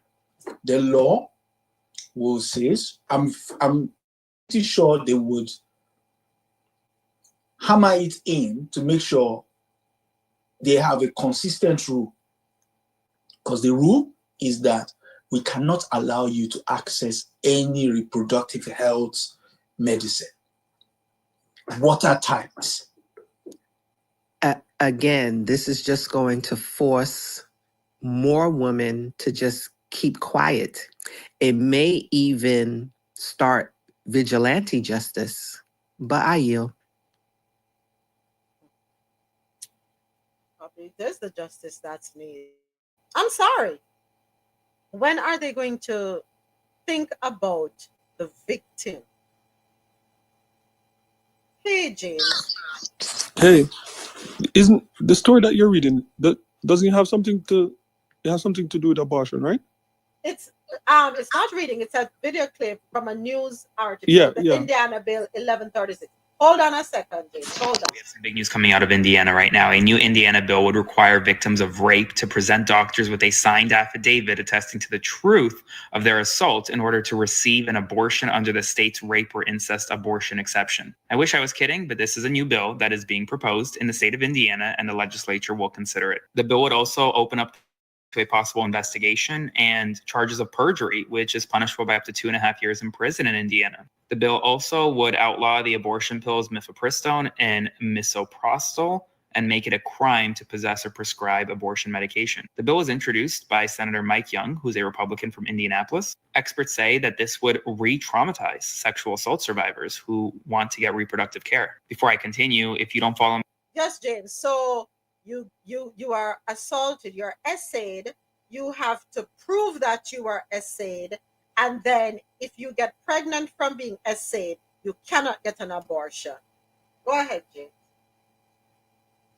Yeah, no, I think for me, like, I'd have to go and look at the document myself, because sometimes people on Instagram and TikTok can spin things the way how they want it. Because what it sounds like to me is that the only way this would come up is if the state or whatever, they think that women are coming in with false statement and saying they're being raped just to get an abortion. Because if in the process of being abused, that is the process you go through regardless, right? If you get abused, you go to the station, you report it, and I think it's the same steps. You get a kit done, and if there's like, say, like you're beaten to a pulp or whatever, stuff like that, they take all of those stuff into consideration.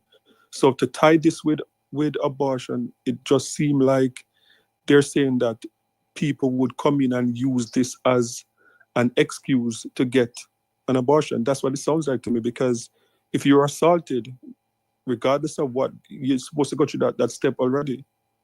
Is that how it is? You go through a step where it's investigated. It's supposed to be investigated. So let us say I was essayed, right? The procedure is that I make the report, or I should go to the doctor first, hospital first. And that's something I go first. While there, you call the authorities, you submit a report. An investigation is supposed to happen, yes. But what is happening in this bill, what it seems like, is that the perpetrator is not, the alleged perpetrator is not going to be investigated at all. The investigation, is going to be wholly on me, the victim, proving that I was SA'd. And I'm saying, don't just investigate me, investigate the person I'm alleging to.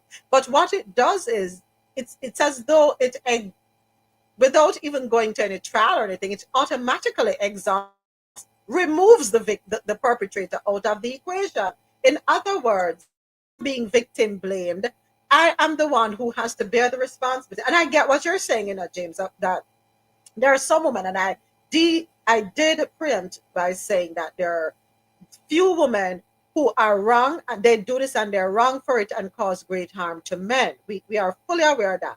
But let us talk about the majority of women now who are going to have to suffer because of the few who are vindictive out there because probably went sour, the man no want them no more. But why should the majority of women who were attacked, had these atrocities happen to them, why should they be further victimized? And there is nowhere that say the man is to be interrogated, the man is to be investigated.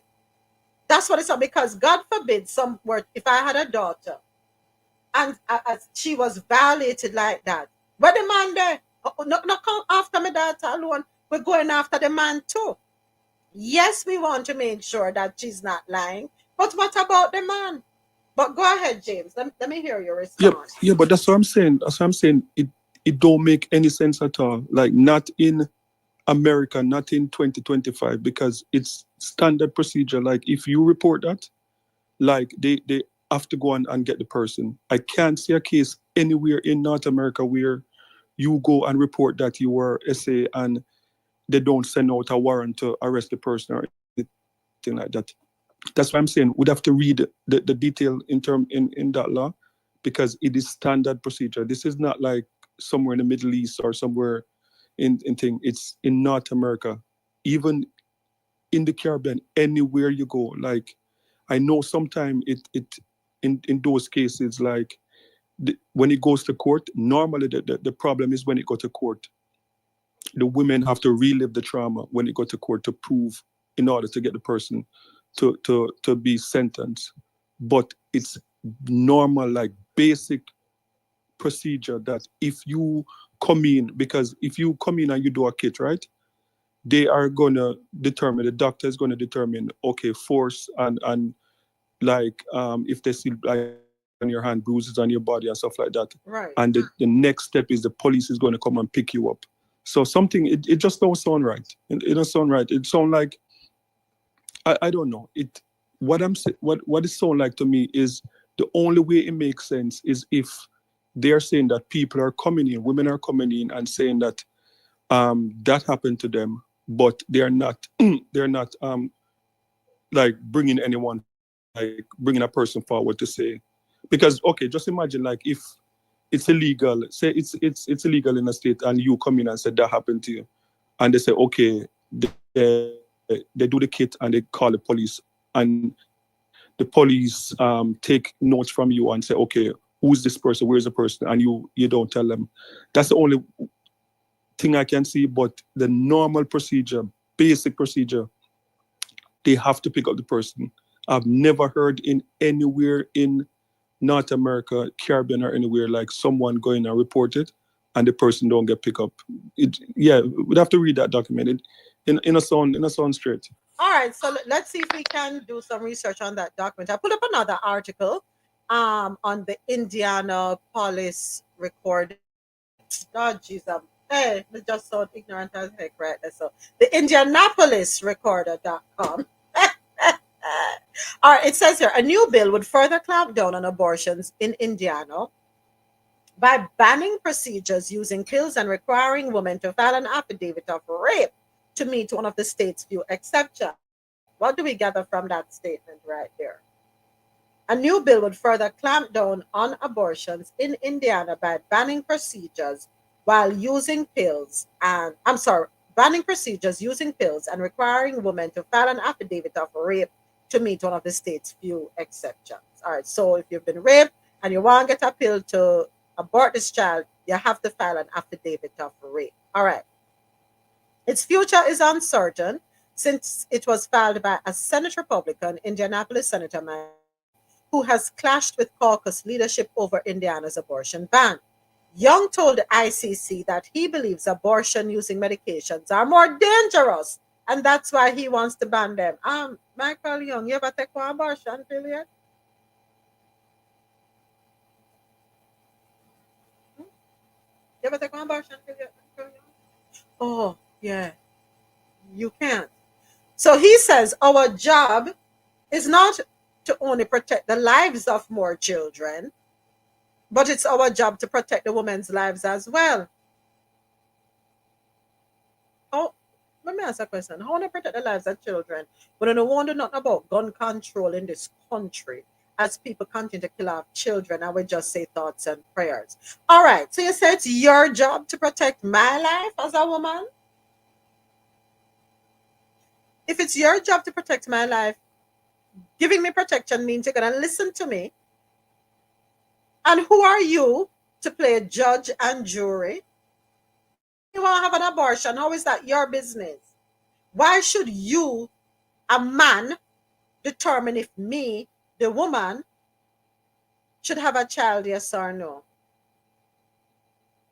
How is that your business? Because that's all we're here for. They don't need us for anything else, or they don't want us for anything else.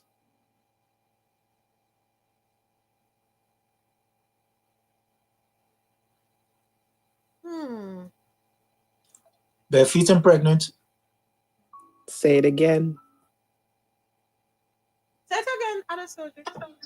Bare feet and pregnant. That's how we want you. Thank you.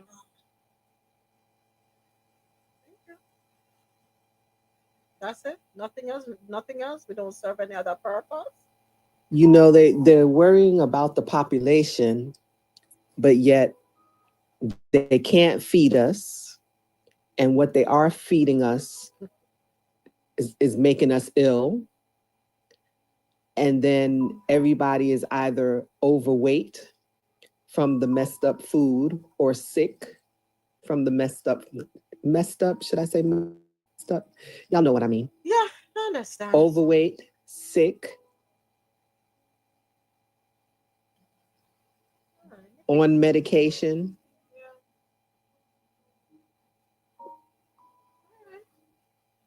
Let's go back to the next one. Let's move on to the next one. Structural racism.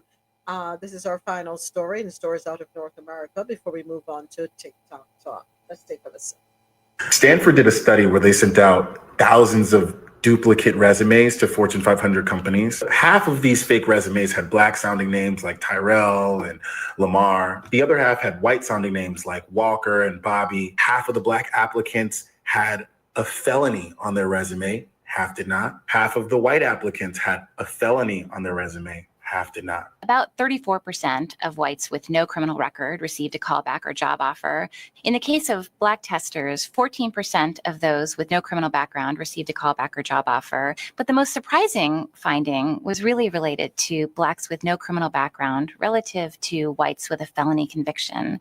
We find that a white applicant with a felony conviction fared just as well, if not better, relative to a Black applicant with a clean record. A white applicant with a felony conviction got callbacks at a higher rate than a Black applicant with the same resume that didn't have a felony conviction. This suggests that being Black in America today is essentially like having a felony conviction in terms of one's chances of finding. This is structural racism. And Stanford did a study where they sent out thousands of... Do we laugh or cry? Do we laugh? I'm laughing because I've known this from since I was a child. Well, for those who doubted it, well, there go the facts for you. A study was actually done. And yes, and we see it on display right now because come January 20th, a 34-time convicted felon will be taking the highest job in the land, in the country. Is only going to head the criminal enterprise, which is the United States. So Careful how you talk about my country.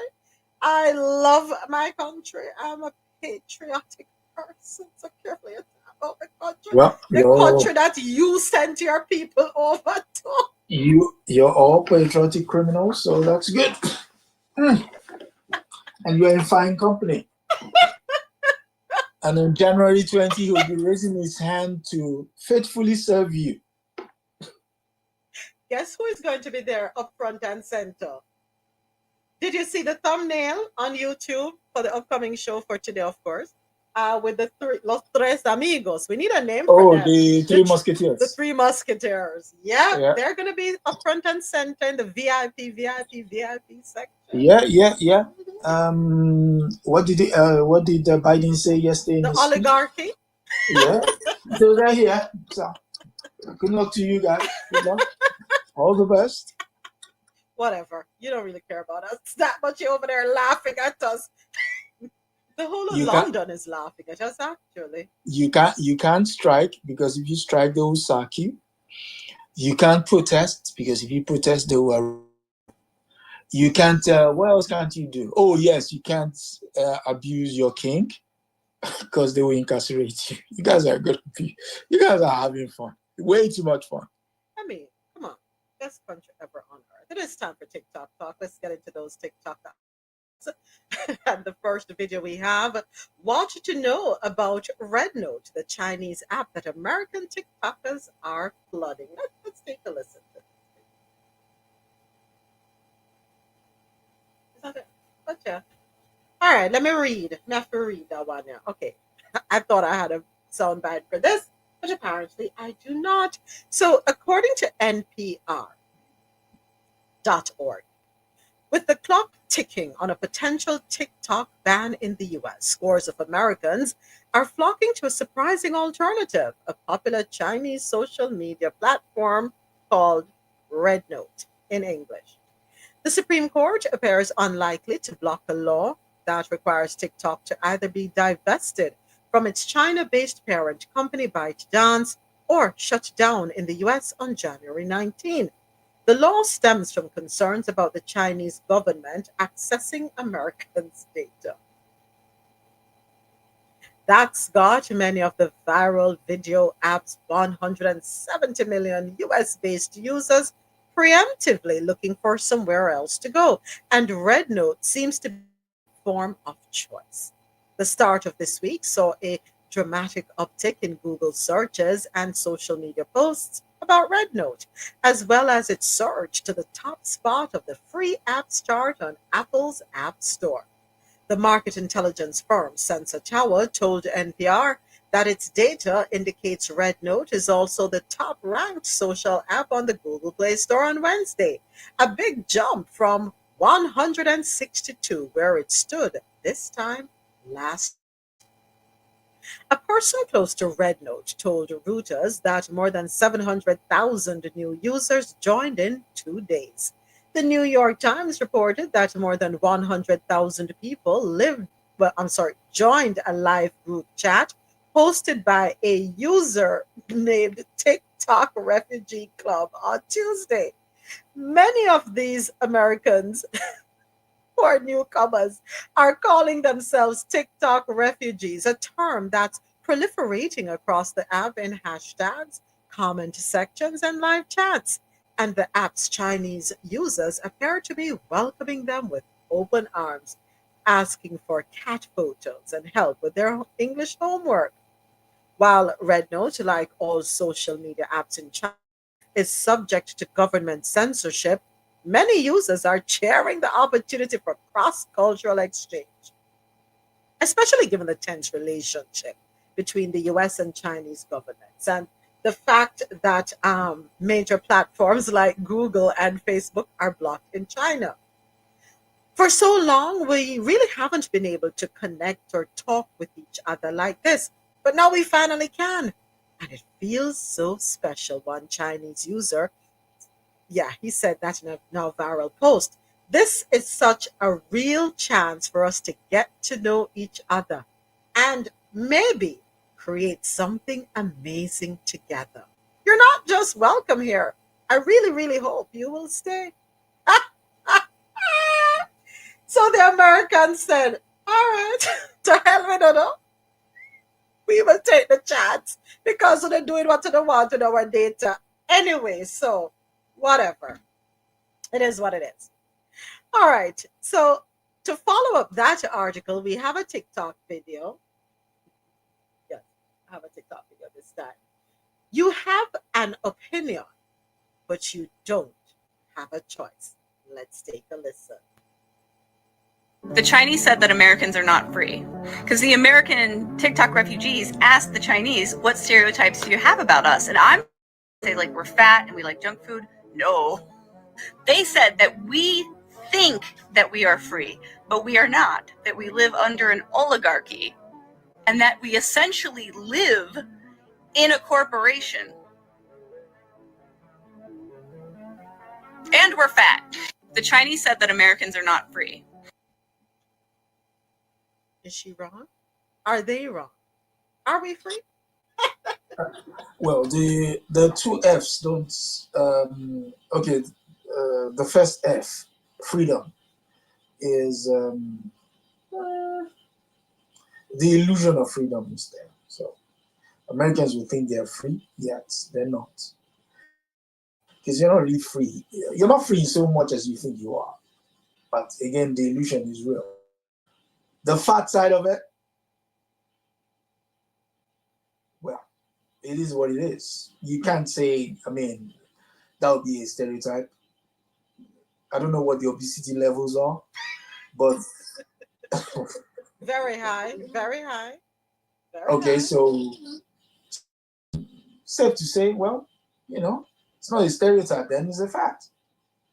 Because if the two things hold true, then what's there to argue against? There's nothing. But yeah, as the Chinese will say, well, welcome to Red Note. Welcome to Red Note. Yeah. Oh, by the way, the obesity rate in the United States was 40.3% for adults, and that 40.3% of adults in the US are considered obese. Yeah. Oh, that's sad, man. And it's getting worse. It's getting worse. I mean, it's not helped by the fact that you've even voted another obese guy into office. He says he says he has a clean health record. So come on, we're gonna lay off. Yeah, as written by his doctor, who was handing out Smarties to White House staff. That one, okay. Listen, lay off, because I have a story coming up about y'all over there in the UK and your lollies, and what you do with your lollies. That's coming up in our Believe It or Not news segment. All right, next one. Oh, is that what you're saying? Oh, All right, next up, in our TikTok talk, Russia. Hold on. I'm trying to hold a straight face while I read this one. Let me post this one over here on YouTube. Russia institutes sex ministry and offers freebies for couples to produce more children.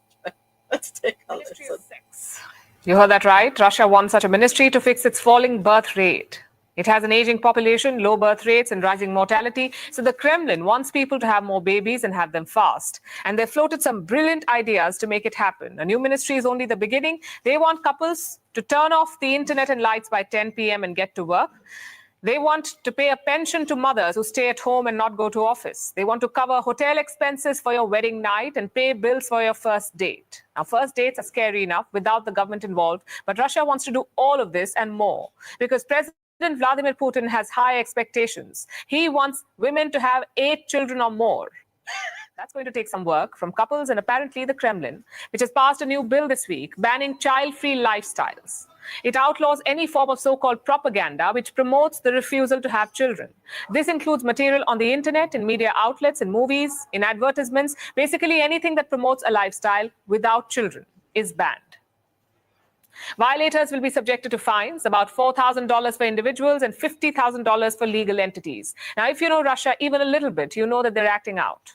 Much like with human beings, when countries act out, it is usually out of fear. And Russia is very scared. Over the past decade, they have seen a continuous demographic decline. Russia is home to some 145 million people. That's smaller than their population in 1991, when the USSR broke up, when the Soviet Union collapsed. And this year, it is expected to shrink further by 500,000. This poses a threat to the country's economy and social fabric, so the Kremlin is throwing money and bizarre sexual ideas at the problem. It also reflects broader demographic trends the world over. Our planet is slowly but surely walking towards a baby bust, a global population crash.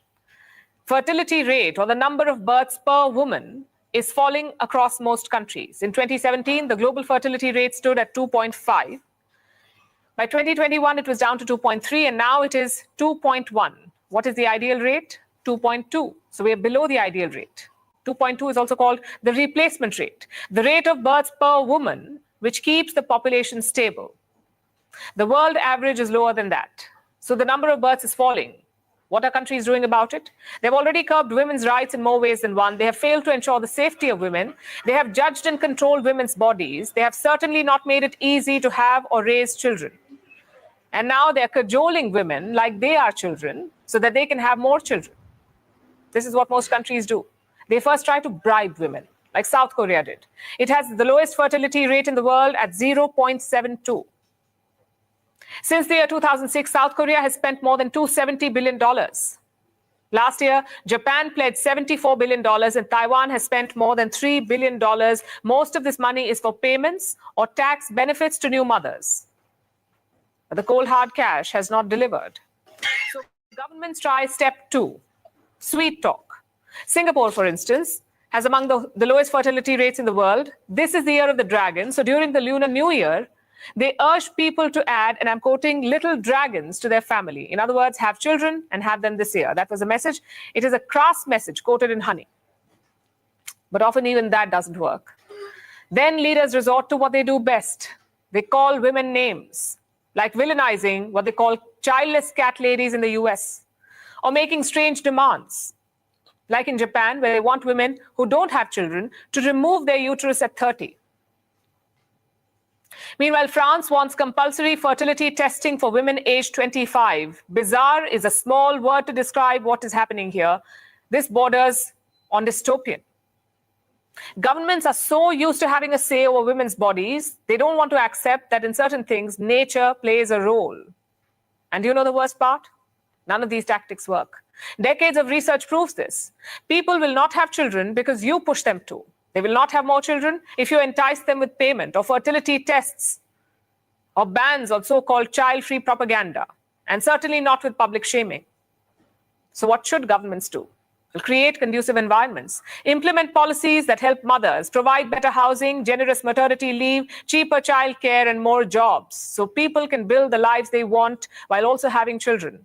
About time Governments get their act together, do their research, and stop acting like nosy neighbors pushing women to have children. Listen, I don't know how she read that thing without breaking out in laughter.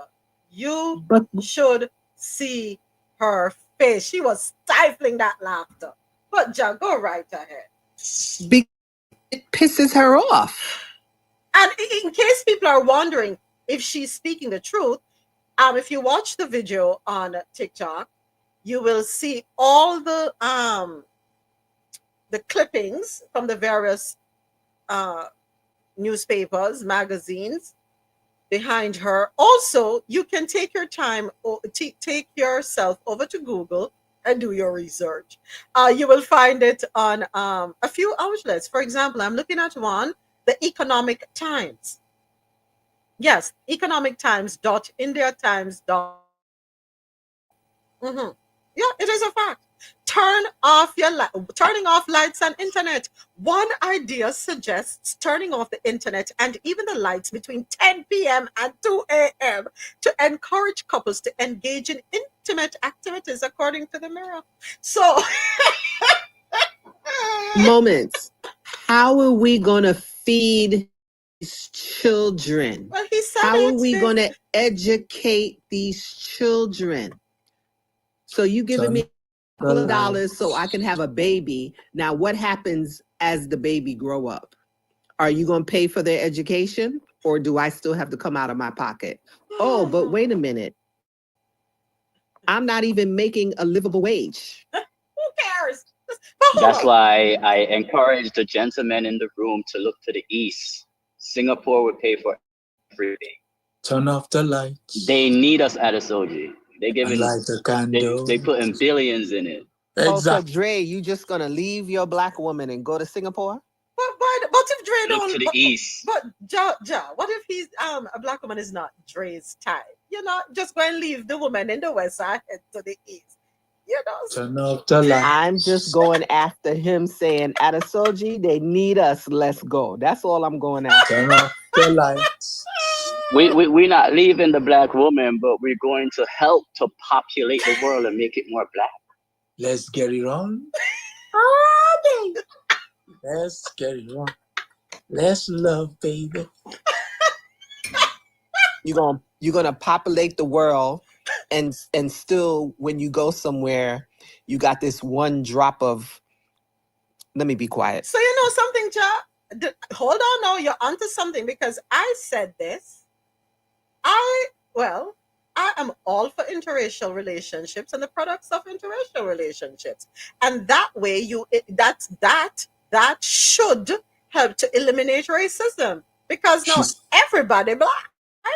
She said the population is diminishing in Russia at the rate of 500,000 since the Soviet Union broke.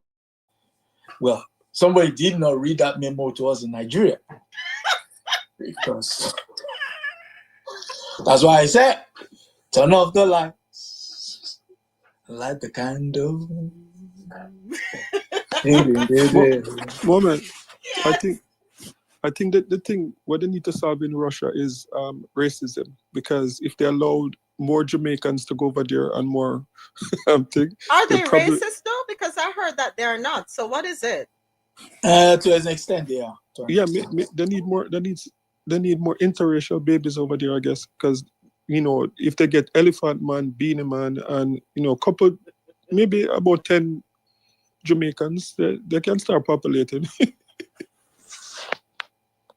And Wizkid, and Davido. Don't send Burna Boy though. Don't send Burna Boy. Don't send Burna Boy. No, Burna Boy would go, but stop.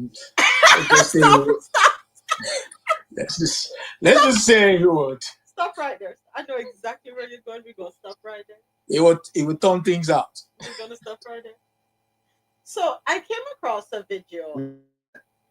Go ahead, Jack. No, go ahead, Jack. We can send Nick Cannon over there. Now you're talking. And Elon Musk. No. Just keep Uma away from there, because you will go pontificating. Brothers, you can't be doing this. No, Omar to Russia. No, send him. We'll take No. over the world then. No, he has a deep-seated hatred for white people, and I don't endorse his hatred. I really don't. He has Not for white people. Not for white people. He does. For a specific demographic in the milk of magnesia population. Yeah, I don't support hatred because we're not supposed to hate each other. And he preaches hatred. He preaches positive discrimination. No, I don't think you know what you're going. But listen to this video. This video is kind of just listen. Most vulnerable of us. Cut off the microphone. Old white men in power will never help out those of us in poorer wards because they would lose a place to pick up victims. They would lose their ability to abuse us, assault us, and harm our children. The Red Cross need a place to prey on people, sadly. So today I ask the council to do some self-reflection and begin to lift up those of us who have been harmed by politicians such as the Red Cross. Most vulnerable of us. So that is coming out of Springfield, Illinois. When I saw that, and they shut her mic off, but she continued nonetheless.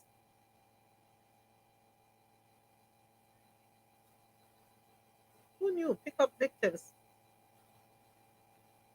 What? What was she talking about? Cut off the microphone. Old white men in power will never help out those of us in poorer wards because they would lose a place to pick up victims. They would lose their ability to abuse us, assault us. I didn't know that was something. Yeah. I did not know that. I'm not gonna lie. I didn't know that was something. The same politicians that we put in positions of power are the ones that turn around and prey upon the less fortunate, those who are most vulnerable of our society. What do you mean you know?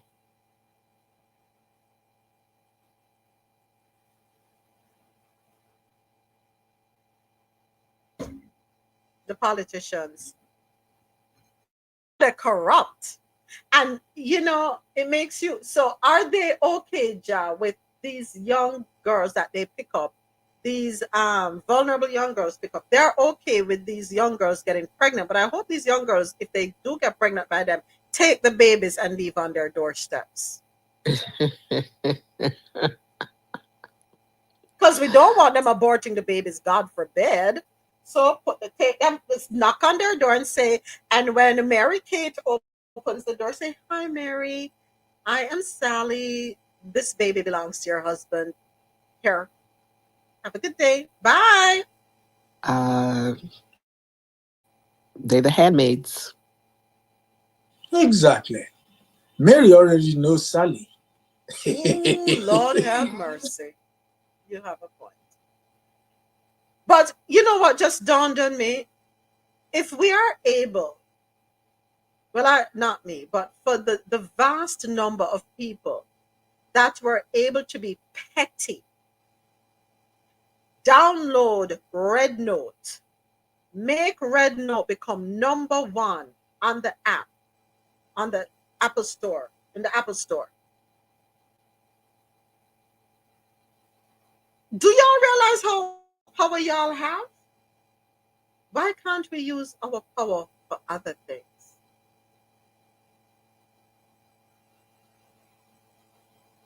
We can come together regardless of our just beliefs, sexual orientation, socioeconomic background, racial makeup, whatever. We could come together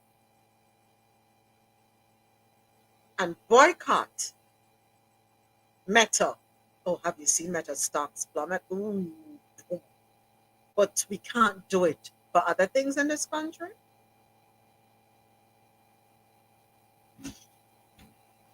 But anyway, let me not digress too much. Back to you. So to my folks, here is something that you should enjoy over there in Russia. You will get your public funds to cover your wedding night hotel stays. So in other words, you're going to get roughly £208 to promote you getting pregnant. So on night one, as you get pregnant, you're not even going to enjoy each other's company, right? Where you get to know each other a little more, probably go on some vacation. No. Impregnate right away. Get on with it.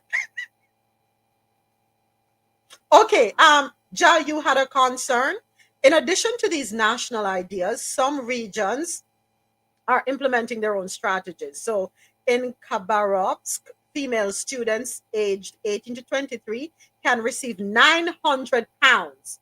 And that should serve you from the child is 0 to 18 to raise that child. So you get 900 pounds. While in Chelyabinsk, this may be a better option for some of you, you can get 8,500 pounds for your firstborn. I'm not sure about the rest, but at least for the firstborn, your reward is 8,500 pounds, and that should be able to serve you until the child is 18 years old. Oh, you just. So listen to this one. Authorities are investigating women's personal lives. Can y'all leave us alone? Please, for crying out loud, leave us alone. So you want to hear some of the questions? In Moscow, authorities have been probing into women's personal lives as part of efforts to increase birth rates. Female public sector workers have been asked to fill out detailed questionnaires about their sexual and reproductive health. Those who do not respond must attend doctor's appointments where they will be asked the same questions. And let's take a look at the questions. When did you start sexual activity? Do you use condoms or hormonal birth control? Do you experience pain or bleeding during intercourse? Have you had any pregnancies? If so, how many? Do you have any children or planning to have more within the next year?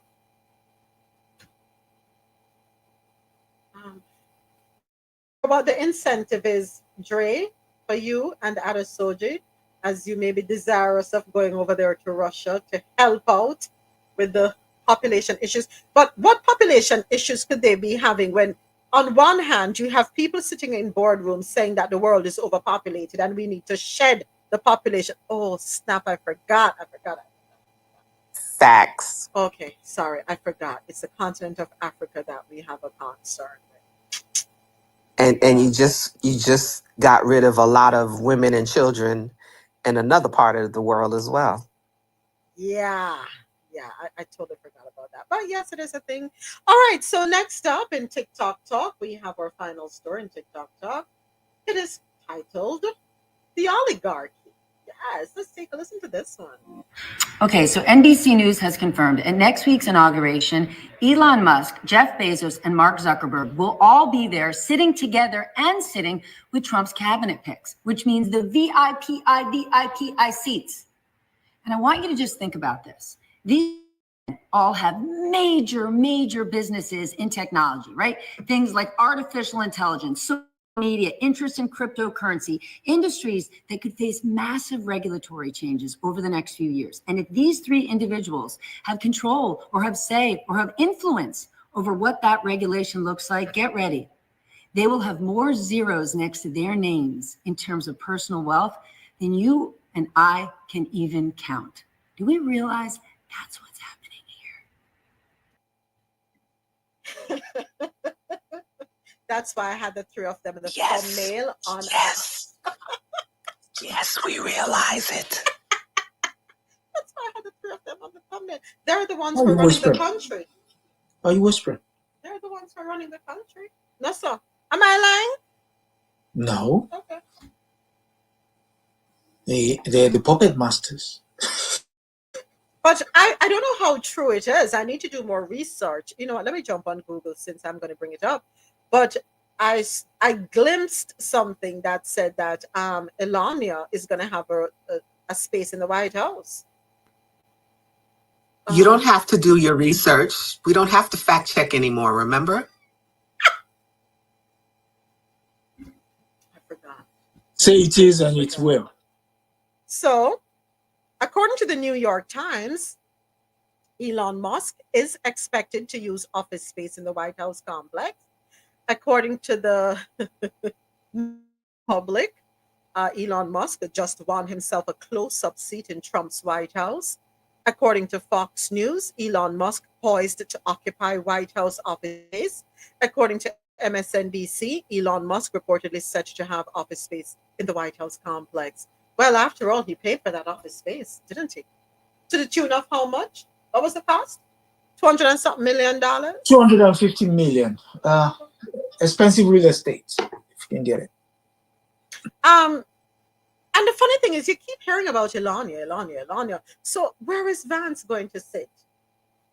I'm sure his office is even going to be bigger than Vance's office. Somewhere in the shed.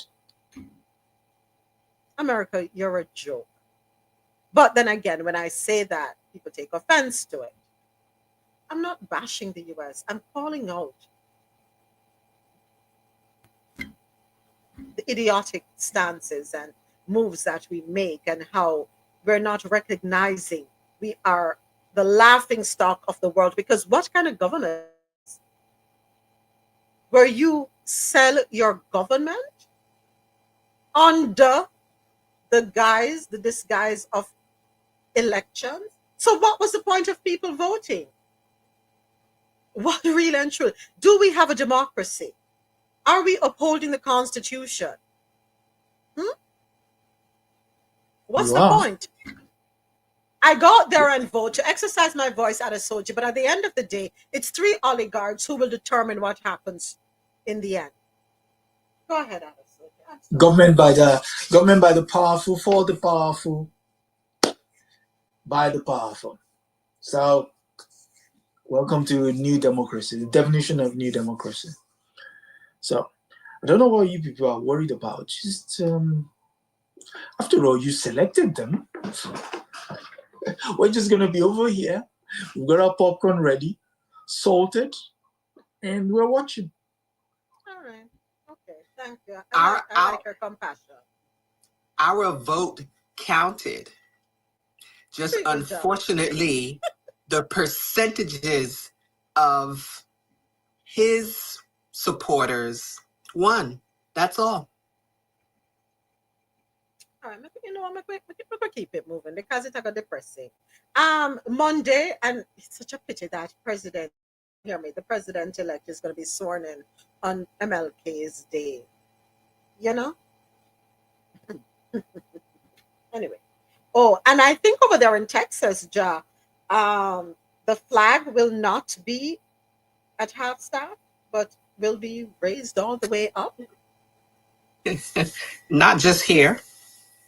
You see the disrespect? It is written, right, that the flag is to be at half staff for what, 30 days? But your president-elect threw a temper tantrum because he could not understand why the flag is not going to be raised all the way up for him. No respect. No respect. Oh, so that's the usual protocol when? So when a former president has died, or when a president of the United States has Jimmy died. Jimmy Carter, right. Oh, yeah. I forgot it. Yeah. Oh, my God. Yeah. He wants the flag all the way up in the air. And it's written in law that the flags, U.S. flags around the country are supposed to fly at half mast. Yeah, on for at least 30 days. Yeah. All right. When did he die? He died 29th of January? No, when? December. It's not December. 30 days yet. It's not 30 days. Yeah. That's what I'm saying. Yeah. Okay. All right. Time for business and tech news. Yeah. The world's best coffee from our farms to your cup. It's Grand Coffee House. And our first story out of business and tech news. U.S. government sues Southwest Airlines and fines Frontier for chronically delayed flights.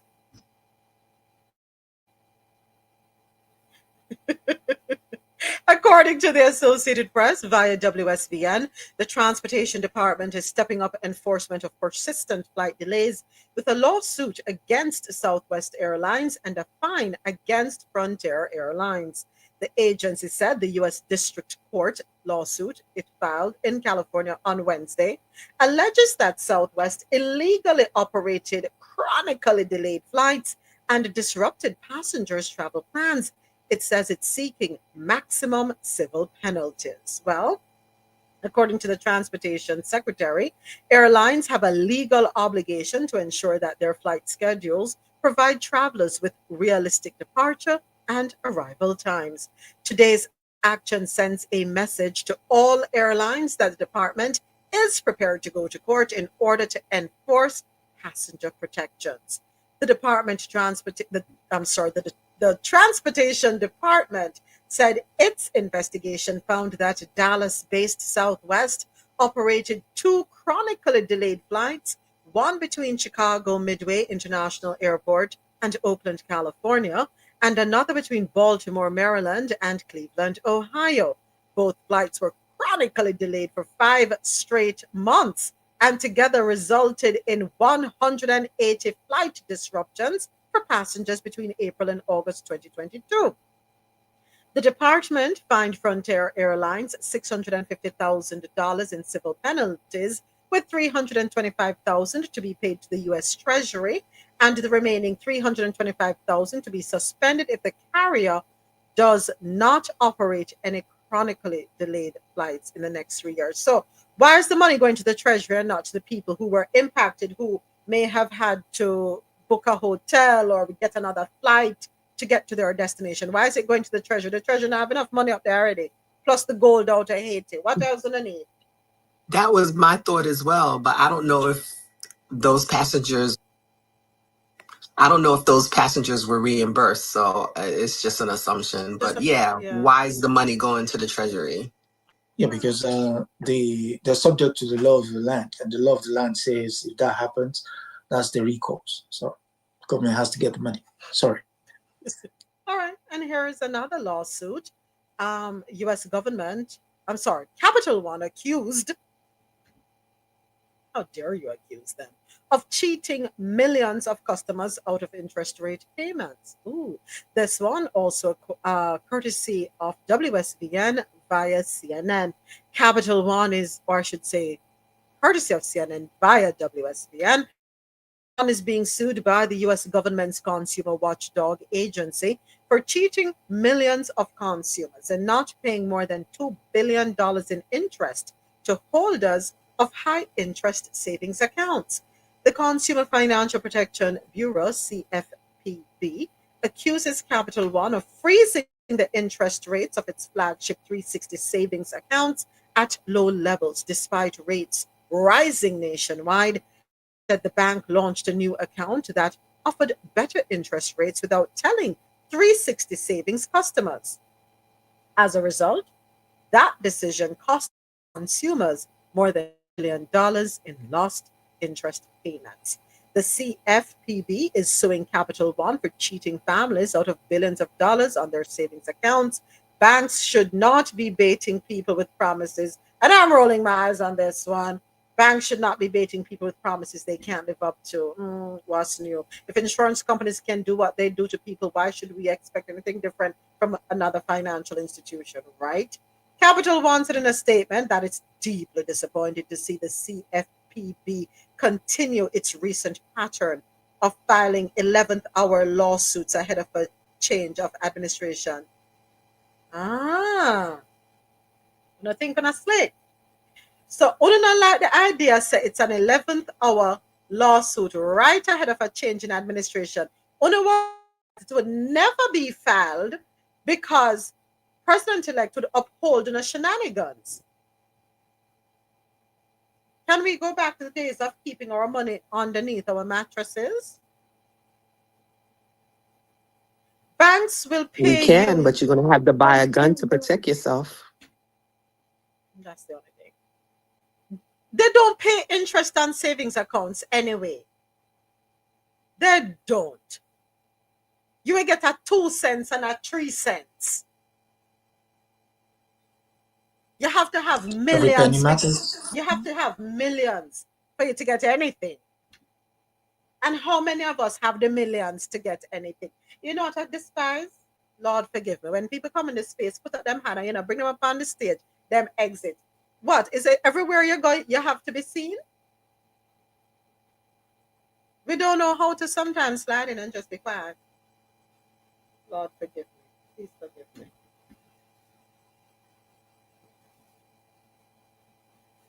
You didn't say slide in and just be quiet, did you?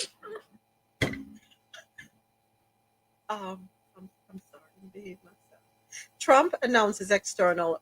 I don't get it. I don't go into. Well, I haven't been into spaces in a long time, but I don't go into people's spaces and put up my hand right away and expect to be brought up. You sit down and relax yourself a little bit.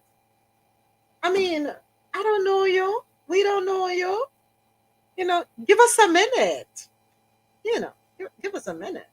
Next up in our business and tech segment, Trump announces external revenue service to collect foreign tariffs. So let's get into this one. And this article is courtesy of AlJazeera.com. And pardon me, I have to protect our space here. Yes. United States President-elect Donald Trump has announced his intention to create a new department, the External Revenue Service. How many departments he has come up with now? We have Doge, which is going to snip the budget, or snip departments. All right, so snipping and creating. All right, get it. So he is going to create a new department called the External Revenue Service, designed to collect tariffs, duties, and all revenue from foreign sources. Okay, all right. Let's see how that will work. In a post on his platform, Truth Social, Trump said that he would establish a new department as soon as he takes office on January 20. Through soft and pathetically weak trade agreements, the American economy has delivered growth and prosperity to the world while taxing ourselves. It's time for that to change. We will begin charging those that make money off of us with trade, and they will start paying, finally, their fair share. Trump compared the proposed department to the Internal Revenue Service, which is the U.S.'s domestic tax collector. The establishment of a new agency requires congressional approval, but Trump enjoys strong support in Congress as Republicans hold majorities in both the House of Representatives and the Senate. Critics have pointed out that the proposed department would essentially oversee the same functions handled by existing agencies, including the U.S. Department of Commerce and U.S. Customs and Border Protection, the latter of which collects duties and revenues from other nations. In his race to serve as president for a second term, he also pledged to shrink the size of the federal government, though he has since proposed several new agencies and advisory boards. For example, Trump has already declared his intention to establish a Department of Government Efficiency, DOGE, a non-governmental group that would advise on how to streamline bureaucracy and slash federal spending. Okay. That proposal has likewise raised skepticism that it would replicate the functions of existing government bodies and advisory boards. Trump has tapped entrepreneurs, Elon Musk and Vivek Ramaswamy, to lead the planned efficiency group. His new proposal to establish an external revenue service follows repeated pledges to impose stiff tariffs on 3 of the U.S.'s largest trading partners, Canada, Mexico, and China. All right, somebody make sense of that. Somebody make sense of that for me, please. I need to the first statement says we're going to set up a new department that would make sure that everybody that trades or makes money off the United States will pay their fair share of what? Tariffs. He might want to start with the guy who has an office next to him. Oh, sorry. I thought my mic was off. Yeah, I thought so too.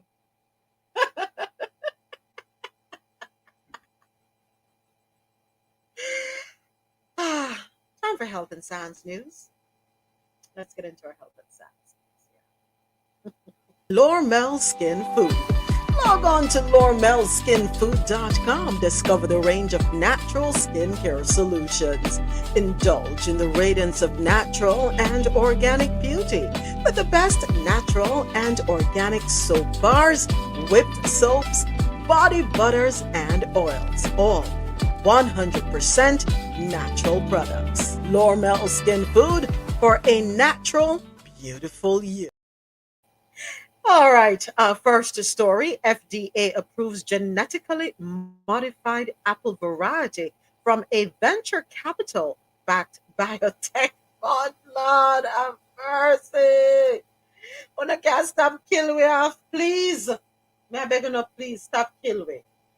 Ja. The FDA just approved the fourth genetically modified apple variety from a venture capital-owned fruit company. Okanagan Specialty Fruits genetically engineers apples to block the gene that interacts with the polyphenol oxidase enzyme. Targeting this enzyme prevents the apple from browning when cut and extends its shelf life. The new bioengineered Gala apple is available for commercial production alongside Golden, Granny, and Fuji varieties, which are all sold under the Arctic Apples brand. OSF was bought by American private equity fund Third Security LLP in 2020 and opened a new processing plant last fall. The pre-sliced or diced Arctic apples are currently sold in the US and Canada to grocery stores, convenience stores, Amazon Fresh stores, K-12 schools, universities, food service retailers, and restaurants. When the apples are sold individually, they should have the bioengineered food ingredient disclosure on them. However, according to the USDA's AMS requirements, restaurants and food service establishments such as schools do not have to disclose the use of bioengineered food ingredients. Aside from the unknown health risks to consumers, genetic modification hurts small farmers because it shifts control to large companies that patent the seeds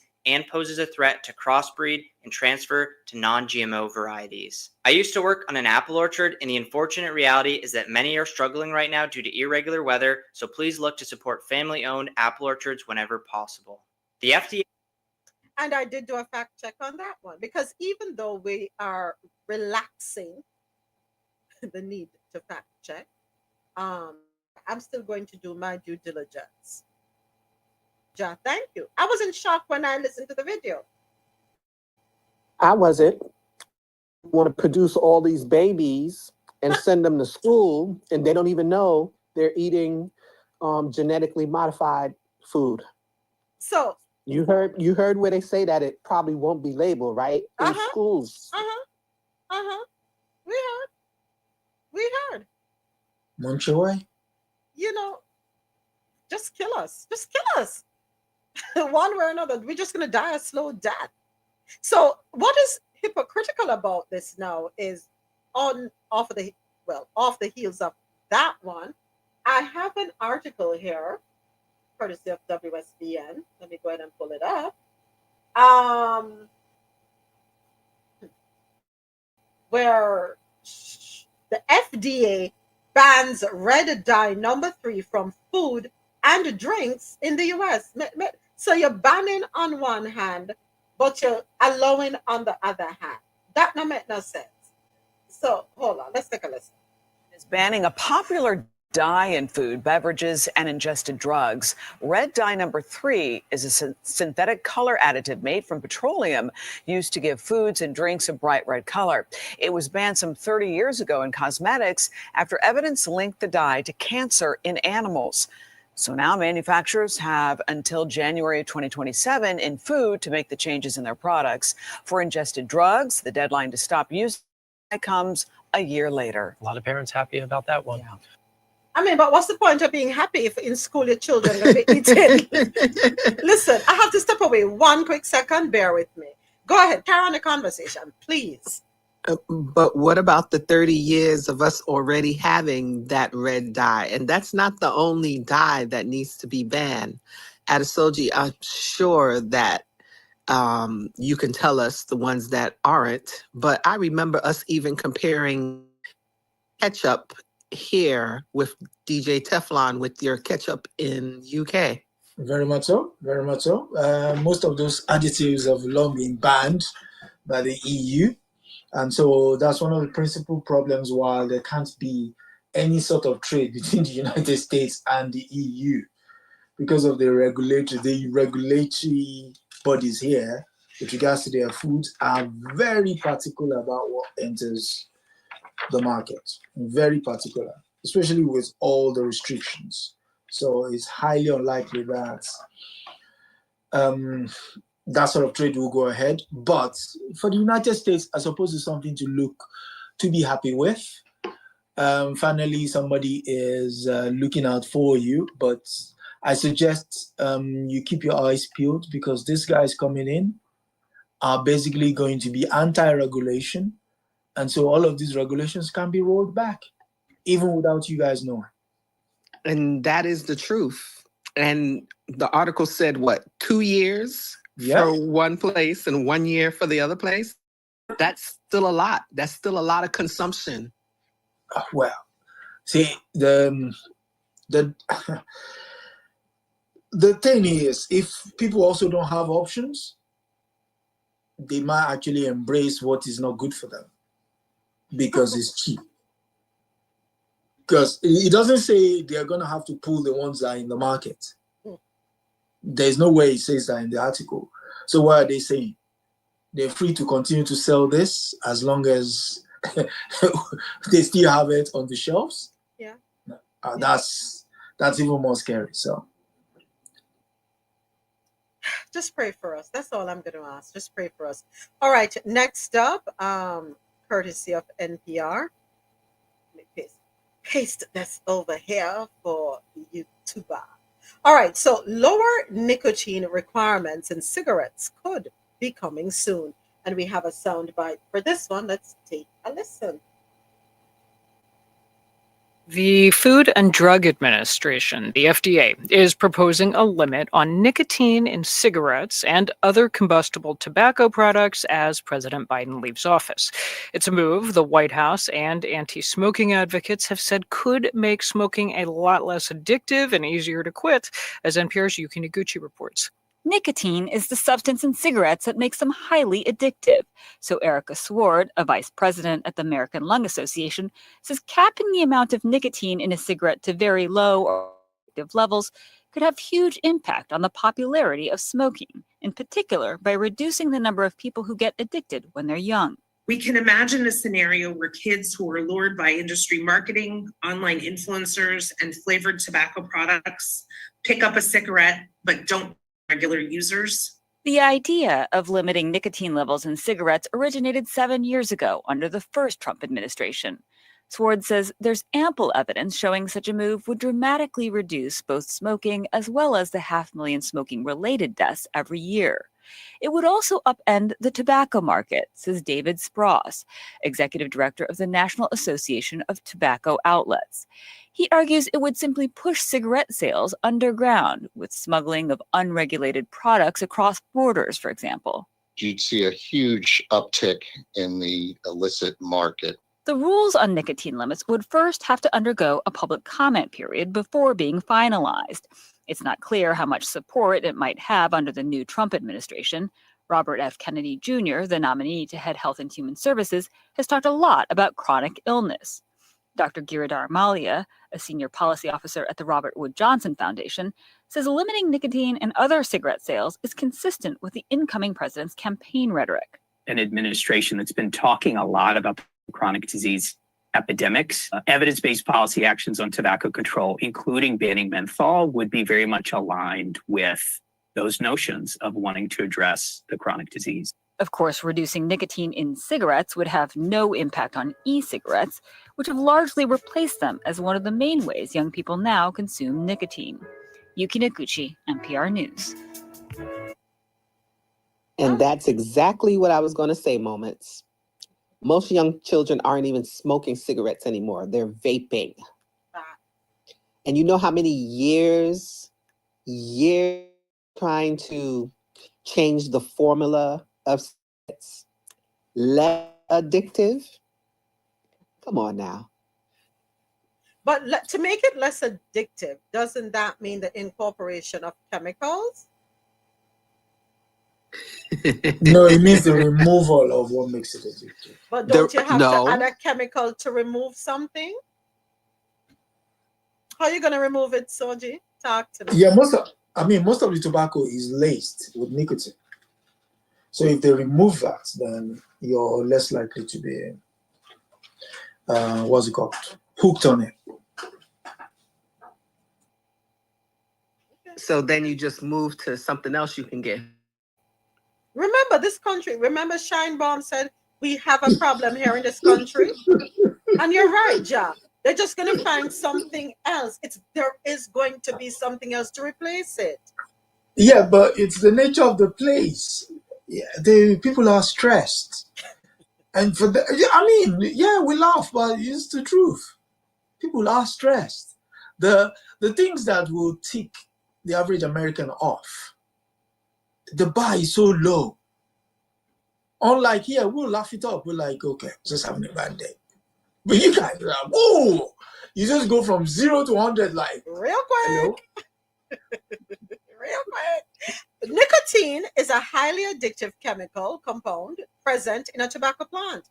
So that's why I was saying I wanted to double check on that, Soj, because I said if it's something that appears naturally in a plant, the only way to remove it is to introduce another chemical to it. No, am I wrong? No, tell me if I'm wrong. Because I try to understand. How else we going to remove it? We have to use chemical to combat chemical. If they remove it 100%, then you're introducing a new product. And your new product sales may not be as high as the prior product because the addiction is gone. So you're basically smoking a match. I don't know. Listen. All right, time for believe it or not. Yes, me no know. What they have us confused, right? Because on one hand, they're saying, oh, you can eat genetically modified food or whatever, lab grown food. It's okay. And we don't even have to tell you if it's in the schools, blah, blah, blah. Then on the other hand, I'm saying, oh, we do care about you. We're banning red dye number 3 now. So you can't have that. But eat the lab grown food or eat the GMO food. Oh, and we're going to lower the nicotine. But you can't have the red dye. No. Just, you know what? It's one cancer in exchange for another cancer. This cancer won't be as invasive as the other cancer. That's all I'm hearing. I just hear cancer. I feel like Rosen. I just hear cancer. Barbara, you're good. What you say, Shante, you're good. You're good. You're not good.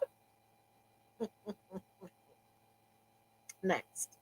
Oh, reminder, January is Cervical Cancer Awareness Month. Ladies, just a reminder, please schedule your OBGYN visits. I know a lot of doctors are booked and busy. The important thing is to get a date as soon as possible. If you can't make it into the office for January, please make it in for February. And Ja, you did send over a link, and I'm going to bring it up tomorrow. I'm going to post it up tomorrow. Thank you so much for that.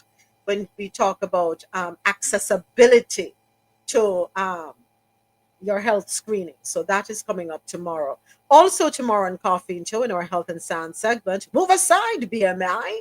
There is a better way to define obesity, according to a finding from a commission. So that's tomorrow.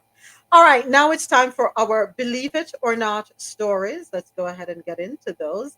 And I liked this one. I remember yesterday when we spoke about the 76-year-old woman who is pregnant, and they're going to be having a gender reveal on her 77th birthday, which is happening in March. RoSolo was not too happy with that one. And RoSolo is back just in time for this. Well, first baby at 55. Just sent this one over. It's on Instagram. Love is still winning. Oh, turn that down. I can't think that. Let me just read. At 55, hold on. Slow down something. It can go too fast to me. All right, let me come back out of it. So if I come back out and go back in so I can read this tip. I can stop it and read it. All right. Hold on there. So at 55, I was ready to leave my and move into a retirement home.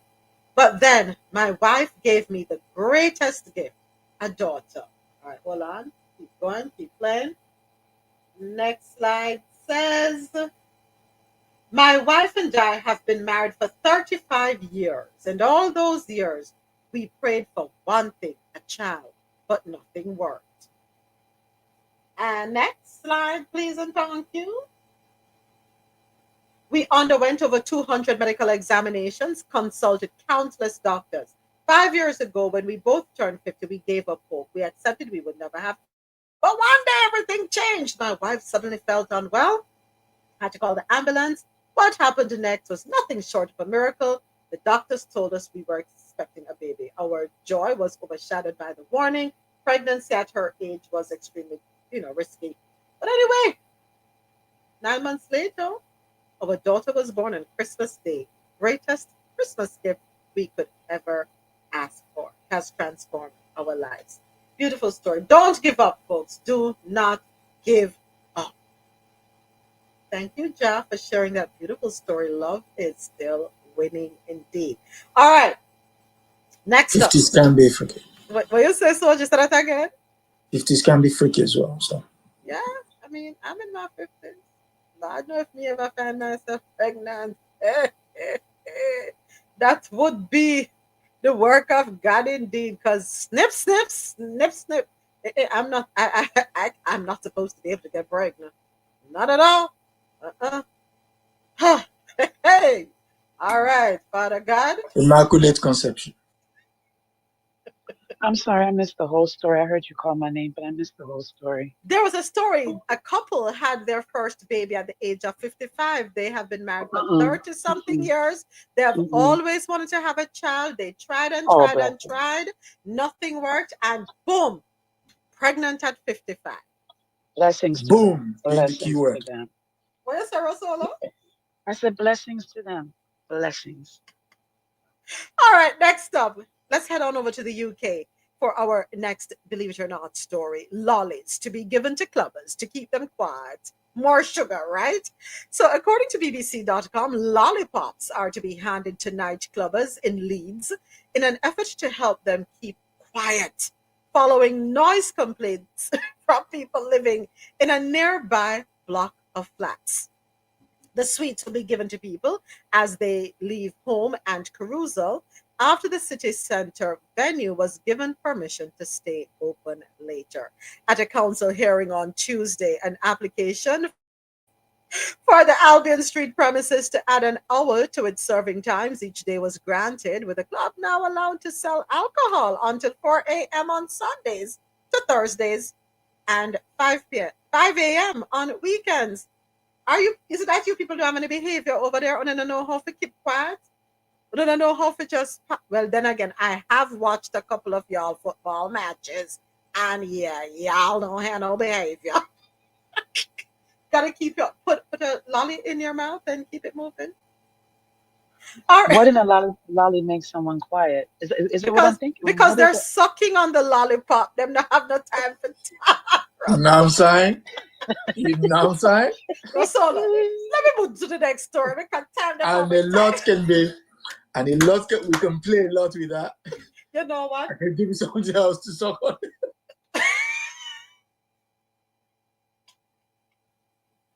Next story. I would say something, but you're on YouTube. We are on YouTube. When we get off YouTube or when we get off live, we can talk about that a little more. Laugh a little bit more. So yes, high heels were originally designed for men. And I looked it up, folks. I looked it up. It's on Google. You can fact check this one. Let's listen to this. I have some originally something intended for men, but it became associated with women. In Persia, men wore high heels primarily to protect their feet during long journeys. When Europeans noticed this, they began wearing them as well, but for the purpose of displaying wealth and status. At that time, the higher the heel, the more it symbolized strength and masculinity, not just fashion, but a marker of male identity. Bags were also originally designed for men. The oldest bag discovered to date was actually made for men, decorated with dog teeth, which was a popular embellishment of the time. The design of bags in its origins was a symbol of male status and wealth. Similarly, the system resembling modern disposable pads was first created during World War I with the goal of stopping soldiers' blood flow. Nurses later realized this design could also be used in women's lingerie, eliminating the need for cloth pads. Before the invention of pads, women commonly used other materials such as grass, cotton, or even wool to manage their menstrual cycles. Cosmetics were originally not the exclusive domain of women. In ancient China, Japan, and Egypt, men widely used cosmetics, often for religious reasons or as a symbol of wealth and status. So, This is all quite apparent here in Atlanta. So obviously they knew the secret. That's all I have to say. Goodbye. Hello?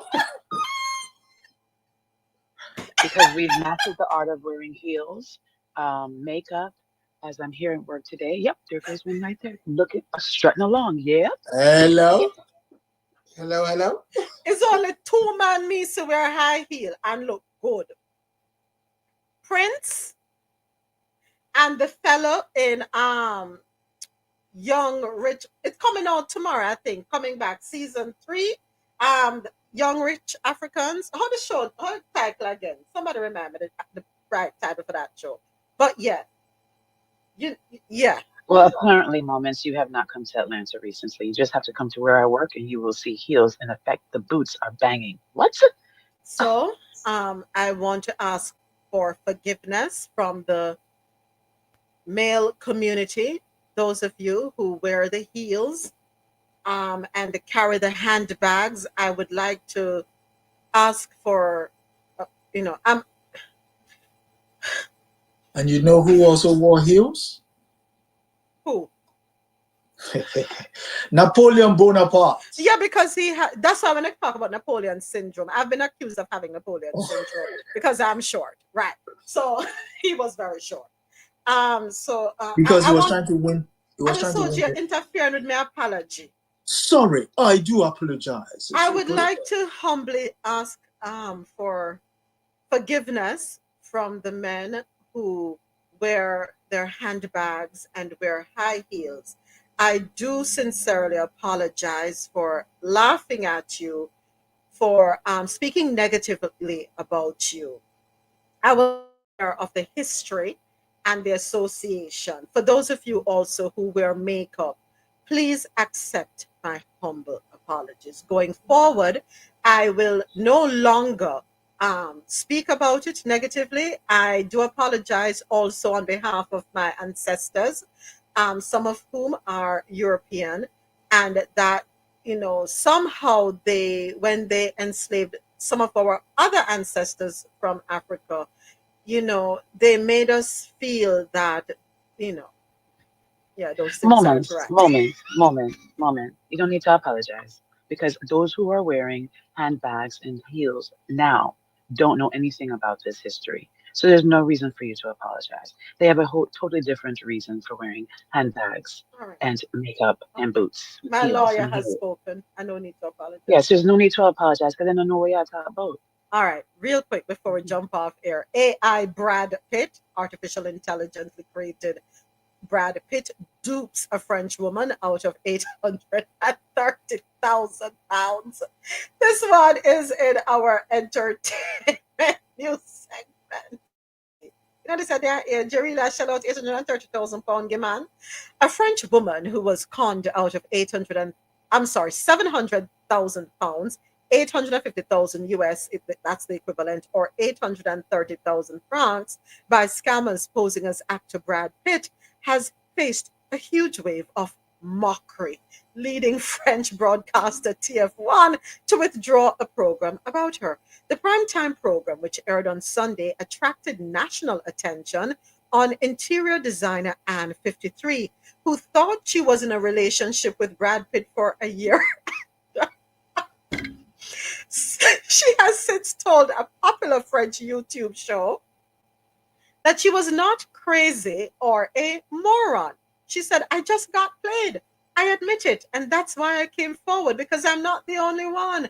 A representative for Pitt told U.S. outlet Entertainment Weekly that it was awful that scammers take advantage of fans' strong connection with celebrities and that people shouldn't respond to unsolicited online outreach, especially from actors who have no social media presence.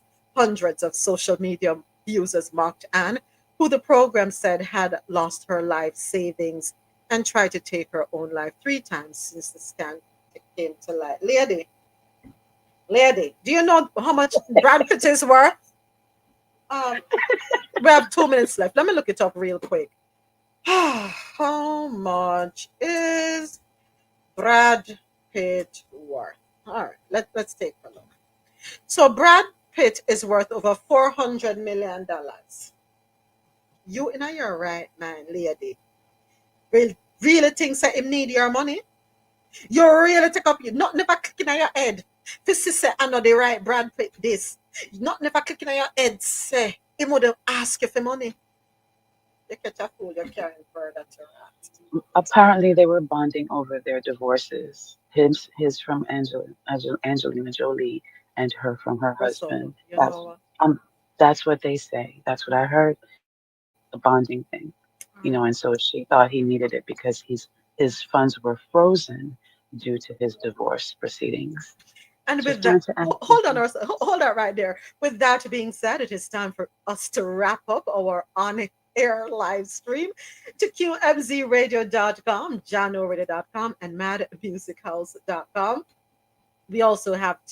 We have also come to the end of our YouTube. Coffee in Tow is an interactive world news podcast, a dynamic and engaging live show that streams across multiple internet radio stations worldwide. This podcast brings you real-time news updates, in-depth analysis, and interactive discussions on global events, making you a part of the conversation no matter where you are. With a diverse range of expert guests and listener participation, it's your go-to source for staying informed and connected to the world. Coffee in Tow is brought to you in part by Lormel Skin Food. Log on to LormelSkinFood.com. Discover the range of natural skincare solutions. Indulge in the radiance of natural and organic beauty with the best natural and organic soap bars, whipped soaps, body butters, and oils. All 100% natural products. Lormel Skin Food for a natural, beautiful you. The world's best coffee from our farms to your cup. It's Grand Coffee House.